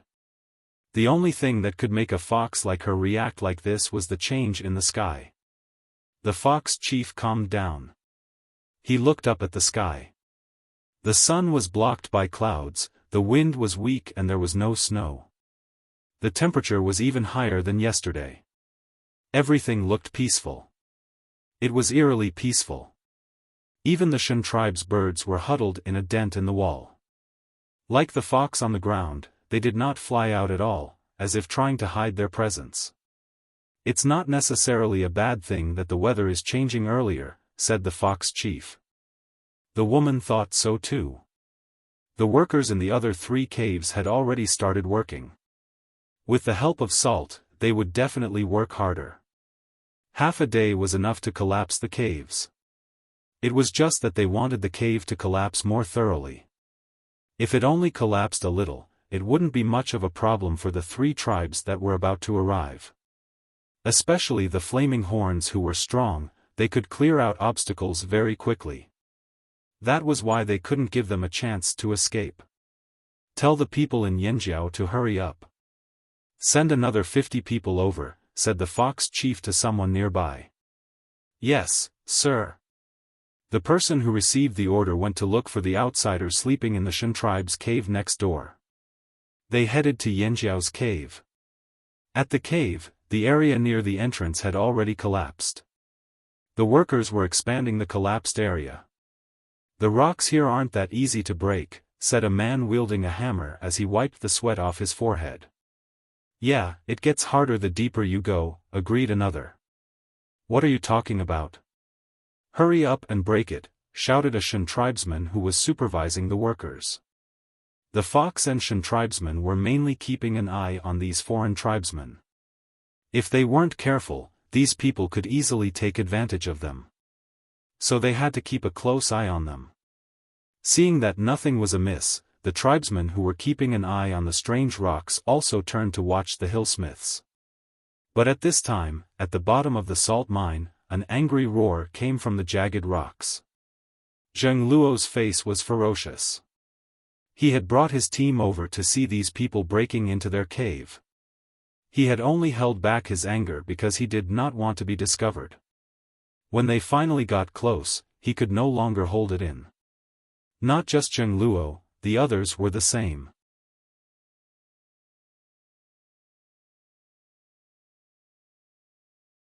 Chapter 462. The people from the Flaming Horn tribe were divided into 3 small teams. They moved stealthily towards the salt mine from 3 different directions.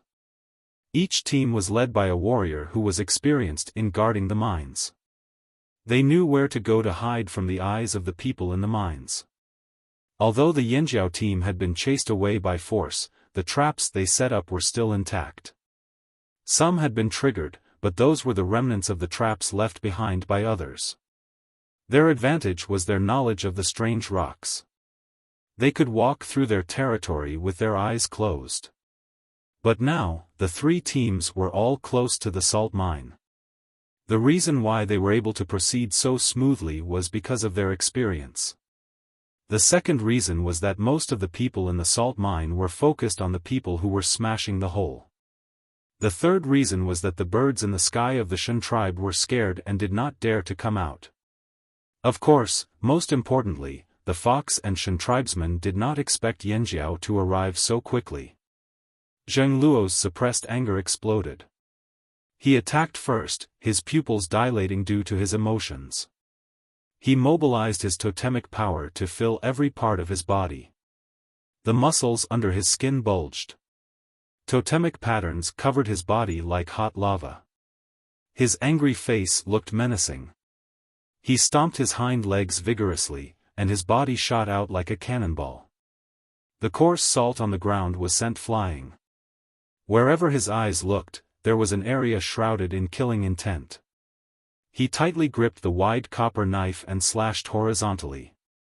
This sudden burst of momentum was like a ferocious beast in the forest that had finally bared its fangs.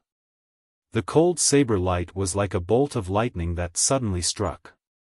The air was cut open by the swift and violent blade, making a sizzling sound, like the sound of a storm rubbing against the rough salt grains on the strange rocks. The person closest to Zheng Luo was the fox tribesman in charge of guarding this area. Due to the collapse of the cave entrance, he had moved to a different spot. He stood on a large rock near the perimeter and turned around when he heard the commotion behind him. His legs were slightly bent and his body was still in a dodging motion, but he was still one step too late. He could not avoid the attack in time. The salt-scented knife sliced into his waist. Splat! In the next instant, the knife protruded from the man's back. It was a powerful attack, without any hesitation or obstruction. The sharp blade carried the scent of blood, murderous intent filling the air. The man who was cut in half fell to the ground with a thud. His eyes were still filled with shock and disbelief. After that, Zheng Luo didn't put his sword away. Instead, he followed the momentum of his attack and sent the sword into another person's body without hesitation. Like before, the saber did not stop at all, directly slicing his opponent in half. From this, one could see how ferocious this saber was. The blood that spurted out made the red salt on the ground even brighter. The smell of blood spread through the air, mixing with the murderous intent. This sudden turn of events stunned the people who were supervising or smashing the cave. The eyes of the absent-minded supervisors were filled with shock. The people smashing the cave were also stunned by the scene that had just happened. Didn't Yanjiao and the other tribesmen only arrive tomorrow? Who the hell said that? Was the person who appeared here a ghost? As far as the eye could see, pairs of eyes filled with murderous intent were like hungry predators in the forest. The people in the mine screamed hysterically, "Yanjiao, it's Yanjiao!" Sitting, standing, other tribesmen, the Fox and Shan tribesmen all raised their weapons in preparation for battle. Duo Kong rushed up the salt mine from the other side with an axe in his hand. The axe carried the anger of its owner, and it turned into a bolt of lightning as it flew towards the nearest tribesman. Just as the tribesman was about to raise his sword to block, Duo Kong twisted his wrist and the axe's trajectory changed. The sharp edge of the axe did not hit the tribesman's sword directly, but instead went for his arm. This was the result of the tribesman's quick reaction. If he had been any slower, the axe would have split him in half. Blocking the sword that was coming at him from the side, Duo Kong raised his arm and forcefully pushed it away. He gave the person who had lost an arm a stab with his axe and shouted, "I don't care which tribe you are from. You stole our salt mine. Kill, destroy our salt cave. Kill, kill, kill." He was really angered by the collapsed salt cave in front of him. Ah! The rest of the Flaming Horn tribesmen followed suit and let out a series of strange howls. The Flaming Horn warriors who had been quietly moving in stealth no longer had to hold back their anger. They raised the weapons in their hands and charged towards the salt mine. Stole our salt mine? Kill. Destroy our cave? Kill, kill. What? They weren't from the Fox and Shan tribes, but had been tricked into coming over to help? You think I'm stupid? What are those red and white things in your hands? Meat? Those are salt mines. They might have been dug out from our mines. What are you doing? Mining? Mining my ass. Why would you smash the top of the cave? Even idiots wouldn't do such a thing. You think I'll believe that? Kill, kill, kill. Fight for territory, fight for resources. When conflict broke out, it was always either you die or I die. The ground was littered with small pieces of salt powder. Due to the different impurities in them, they ranged from white to pink to red. At this moment, they were all stained with blood. The battle went from eruption to white-hot in the blink of an eye. The people who were smashing the cave heard the commotion and hesitated on whether to help. If they did, Taiha and Mountain Wind would be here. What would they do? Forget it. Fox and Shan still had many people in their caves. There was no need for them to go. The Shan chief was surprised. Weren't the flaming horns always in sync with the Taiha tribe? They rarely sent birds to spy on the Yanjiao people. Unless they were birds that could fly high, the Yanjiao freaks would shoot them down. However, it was much easier to spy on the Taiha people. As long as they knew the situation in Taiha, Yanjiao would know too. But what was the situation now? The mountain wind people were nowhere to be seen. The Taiha people were probably still rushing through the salt flats. How did the Yanjiao people get here so quickly? At this thought, the Shan chief couldn't help but regret sending the birds to spy on the Yanjiao people. Otherwise, they wouldn't be so helpless right now. The chief of the Shan tribe wanted to send reinforcements, but he quickly stopped because he saw that the Fox tribe had not taken any action. Something was wrong. He looked at the bird curled up in the corner, wishing it could turn into a rock. The Shan chief looked up at the sky. The sky changed. So fast? According to his original plan, it would happen within 3 days. Yesterday was one day and the weather would change tomorrow or the day after. The fox woman also said that it would happen within 2 days. They didn't feel anything in the morning and thought that the weather would change tomorrow. They made many preparations, but now, everything was messed up. The Shan tribe could tell what was going to happen from the plants around them. 2 days ago, a group of Shan warriors arrived. They said that the plants in the forest were changing strangely. They were afraid something big was about to happen. Perhaps it was a crisis they had never encountered before. Just look at the birds curled up in the corner. They didn't even want to fly. So what if they were humans? How much stronger could they be? Since the weather had changed, they wouldn't send anyone out. The people in Yanjiao's caves would definitely not be able to stop Yanjiao's attacks. For the sake of the fire crystals, they had no choice but to give up on them. Although there was a hiccup, they still followed the plan. The Shan chief brought his people to the fox cave and walked deeper in. It was warmer there. Outside the cave, a snowflake drifted down. The temperature had begun to drop without anyone noticing. It fell so fast that no one had time to react. Soon, more snowflakes fell from the sky. The wind started blowing the falling snow into the air and smashing it heavily onto the ground. Xiaofan could even hear the soft thud of a snowflake hitting a rock. The warm blood he spat out quickly cooled in the air, freezing into ice. It fell to the ground and shattered into pieces. The wind grew stronger. Large sheets of snow floated in the air like thick curtains. They swirled in the wind, blocking out the distant scenery. Xiaofan exerted strength in his ankle and dodged to the side. He dodged a knife from behind. The sword in his hand turned into a blur and swept across like a fan, slicing his opponent's neck. Xiaofan did not stay put. He bent his knees and jumped back, dodging the knife from the side. After dealing with another person, Xiaofan looked up at the sky, shocked. Something was wrong. Something was very wrong. There was a chilly feeling. It was not because of the sudden drop in temperature, but because of something else. The sudden drop in temperature was vexing but not enough to make Xiaofan feel this way. It was as if something else was happening. The snow was still falling. The wind blew the snow, blinding everyone's eyes. The sky seemed to be dyed white by the fluttering snow.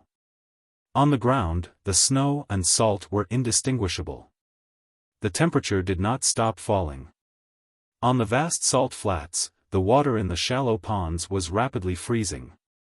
The salt blossoms seemed to have met another spring as they swelled and grew larger. If Xiaofan was still on the salt flats, he would have seen hundreds of flowers fighting for their beauty. In Yanjiao's salt caves, some of the foreign tribesmen recruited by the Fox and Shan tribesmen were already thinking of retreating. If it were any other day, they would have fought for their lives here for the salt. But this was the first time they had encountered such weather. They panicked and lost focus.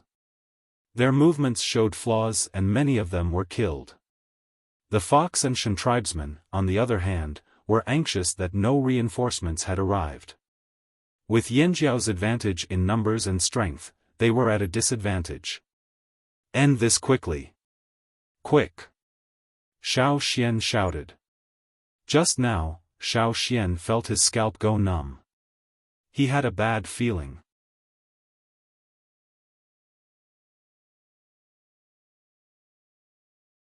Chapter 463. After hearing Xiaoxian's words, Zheng Luo sped up. On one side, he was aggressive and murderous. Both his battle power and aura were far superior to the other side. The Fox and Shan tribes did not send any more people here. The 400 people here were quickly dealt with.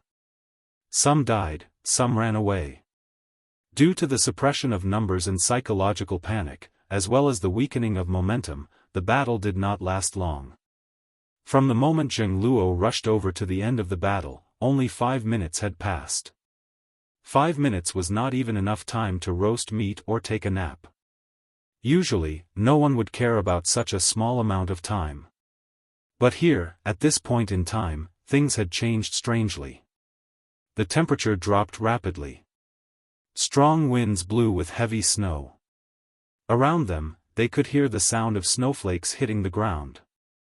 The originally light snowflakes could cause such a commotion. It was clear how strong the wind and snow were. The blood on the ground quickly solidified. Another layer of snow covered it. The color of the blood and salt was quickly covered by snow. Soon, not a speck of red could be seen. Looking into the distance, all they could see was a vast expanse of snow. Some of the warriors wanted to chase after the fleeing Fox tribesmen, but they were held back. Stop chasing them. Move the rocks out of the cave. Xiaoxian stopped the bloodthirsty men. Move the rocks, said Zheng Luo. The red-eyed warriors were panting heavily. Out of habit, they wanted to shake their hands to shake off the blood on the weapons in their hands. However, they realized that the blood on the weapons had already solidified. Ignoring the coagulated blood, they applied medicine to the injured. Other than the few taking care of the injured, Zheng Luo called the others to move the rocks out of the cave. Luckily, they arrived quickly. Other than the collapse of the cave, the rest of the cave was fine. The stones piled up at the entrance of the cave were picked up one by one and thrown far away. With so many warriors coming over, all the stones blocking the entrance of the cave were cleared away very quickly. Except for the big stones that were used to block the entrance of the cave, all the other stones were cleared away. Zheng Luo brought a group of people in first to check if there were any other traps or dangers in the cave. After making sure everything was fine, he let everyone bring the injured into the cave. The bodies of the dead warriors were also brought in. These dead warriors would be abandoned and brought back to the tribe for cremation. The tribesmen were already used to this kind of thing. Although there were casualties, it was fortunate that there weren't many of them.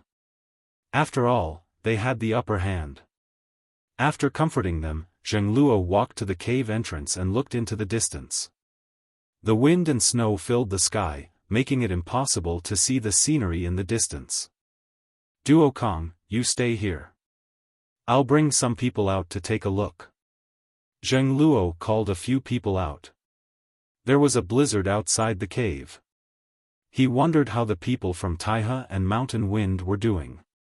Fortunately, they listened to Xiaoxian's words and hastened their journey.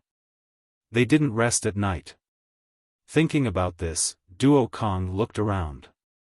He wanted to talk to Xiaoxian again and ask him if he had any other suggestions. But after looking around, he didn't see anyone. Where's the elder? Duo Kong asked the warrior beside him. The soldier pointed into the cave. It seems to be in there. Xiaoxian helped take care of the injured for a while. He had brought many herbs and some 1,000 grain gold with him. These were all needed by the injured. Wuxia led the warriors who had guarded the salt mines into the depths of the cave. Soon, they came out with a clay cauldron. They gathered some firewood from the cave and lit it. Then, they gathered some clean snow. Everyone took out the grains they had and cooked a pot of porridge. Xiaofan put a handful of 1,000-grain gold into the pot. There were people watching here, so he didn't need to keep an eye on them. When Duo Kong came over, Xiaofan was about to walk deeper into the cave. "Xiaofan, how long do you think this weather will last?" Duo Kong asked. Xiaofan shook his head. "I don't know, but it's definitely more than that. We should be prepared." Duo Kong nodded. "I know this is just the beginning. If not, the Fox and Shen people wouldn't be hiding in the cave. The Shen people are very sensitive to changes in the weather." Seeing that Xiaofan seemed to have something to say but hesitated, Duo Kang's heart tightened. "Is there something else?" "I'm not sure either. I just have a bad feeling," Xiaofan said. Duo Kong didn't dare to let his guard down. After going through so many life and death situations, his instincts were very sharp. If Xiaofan said this, he must have his reasons. Even now, he still didn't know what was going to happen. "I'll get someone to check if there's anything left in the cave," Duo Kong said. After the Fox and Shen people chased away the Yanjiao mine guards, they went into the cave and looted everything. They took most of the food and necessities, only leaving behind a large ceramic cauldron. There were a few cauldrons in the cave, but they were all destroyed. This one was missing a leg, so it couldn't be placed properly. They had to use a rock to prop it up, and Wuxia was using it to cook porridge. After checking the cave, Duo Kong cursed. The other warriors followed suit, cursing the Fox and Shen tribesmen as well as the other tribesmen they found. Not long after, Zheng Luo returned with a dark expression. "How is it?" Xiaofan asked. "The cave entrance collapsed." "It's worse than here," Zheng Luo said. Due to the sudden appearance of the Flaming Horn tribesmen, the destruction of the Flaming Horn cave was temporarily interrupted. However, the destruction of the other two caves continued. Although it was only 5 minutes, because the overseers heard the commotion here, they also joined in the destruction of the caves. That was why the situation there was more serious than here. Of course, if the people from Taihe and Mountain Wind came, they would just have to spend some time to move the rocks away. Because of Yanjiao's early arrival and the sudden change in the weather, the excavation work was interrupted. Let's not worry about that for now. Send someone to keep an eye on the Fox and Shen people. If anything happens, report it immediately, Zheng Luo ordered. As expected, things did not go well for them this time. Stealing the salt was easy, but the unpredictable weather made it even more difficult than facing the Fox and Shen tribesmen. It was still snowing outside. Traveling in the snow would be even more difficult. The Taihe and Mountain Wind people might not arrive on time. They took turns to rest. In this weather, it was not wise to look for the Fox and Shen people. They could only wait in the cave for the weather to improve and for the Taihe and Mountain Wind people to arrive. Xiaofan had Wuxia bring him deeper into the cave. He wanted to take a look. Duo Kong and Zheng Luo followed. "Is the place where the Fox and Shen tribesmen dug out the fire crystals? Is it down there? If we keep digging, will we find fire crystals too?" Duo Kong asked. "That's possible." Wuxia was full of anticipation. "Since we have nothing to do, why don't we dig?" If they did, it would be a relief. Their energy would be replenished quickly and they would have more energy for the next battle. There was no time to lose. Zheng Luo immediately called for his men to go to the lower level of the cave. They chose a spot and started digging. The fire crystals were very attractive. "The deeper we go, the harder the rocks are. Who knows when we'll get one?" Duo Kong said. "No matter what, we have to try." Zheng Luo took out his tools and started digging. All the mining tools had been moved away, but there were still some spare tools hidden in a hidden place. Wuxia went over and took them out. In the past, he just wanted to hide them to prevent the warriors from wasting too much. If they felt like their tools were missing, they would have to get new ones. This restricted the use of tools. The warriors would only ask Wuxia for new tools when they could no longer use them. Now, these hidden tools had come in handy. Dig. Keep digging. If the fox people can dig, I don't believe we can't. Duo Kong waved the tools in his hands as he spoke. There are fire crystals down here, Xiaofan said as he sensed the ground beneath his feet.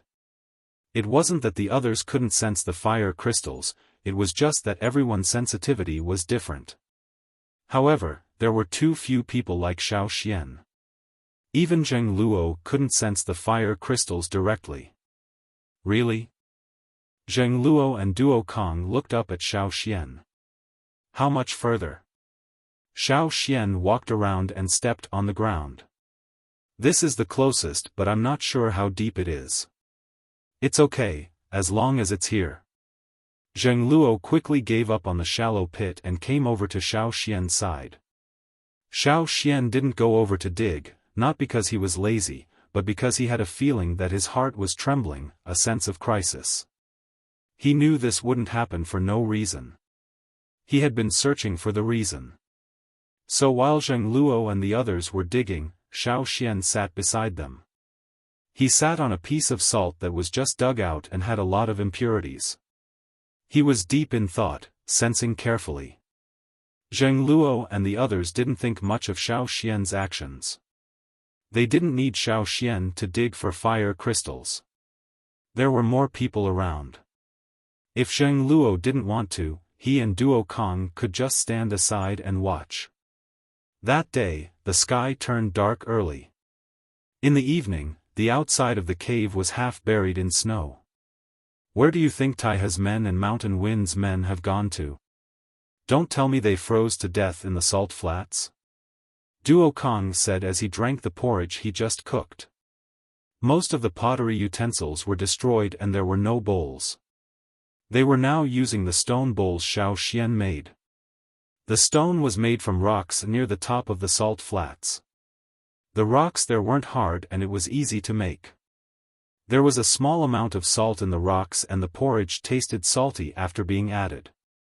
After drinking the porridge, Duo Kong shivered and jumped twice. He rubbed his hands. Today was the coldest day of winter he had ever experienced. However, the next day, Duo Kong found that he was too naive. The next day was even colder than the day before. When he woke up in the morning, the snow outside the cave had accumulated to a height of 3 meters. Xiaofan, you said the house was covered in snow. Is this what you meant? Duo Kong pointed at the vast expanse of white. Yes, but I've never seen it become like this overnight. Xiaofan was also shocked by the situation.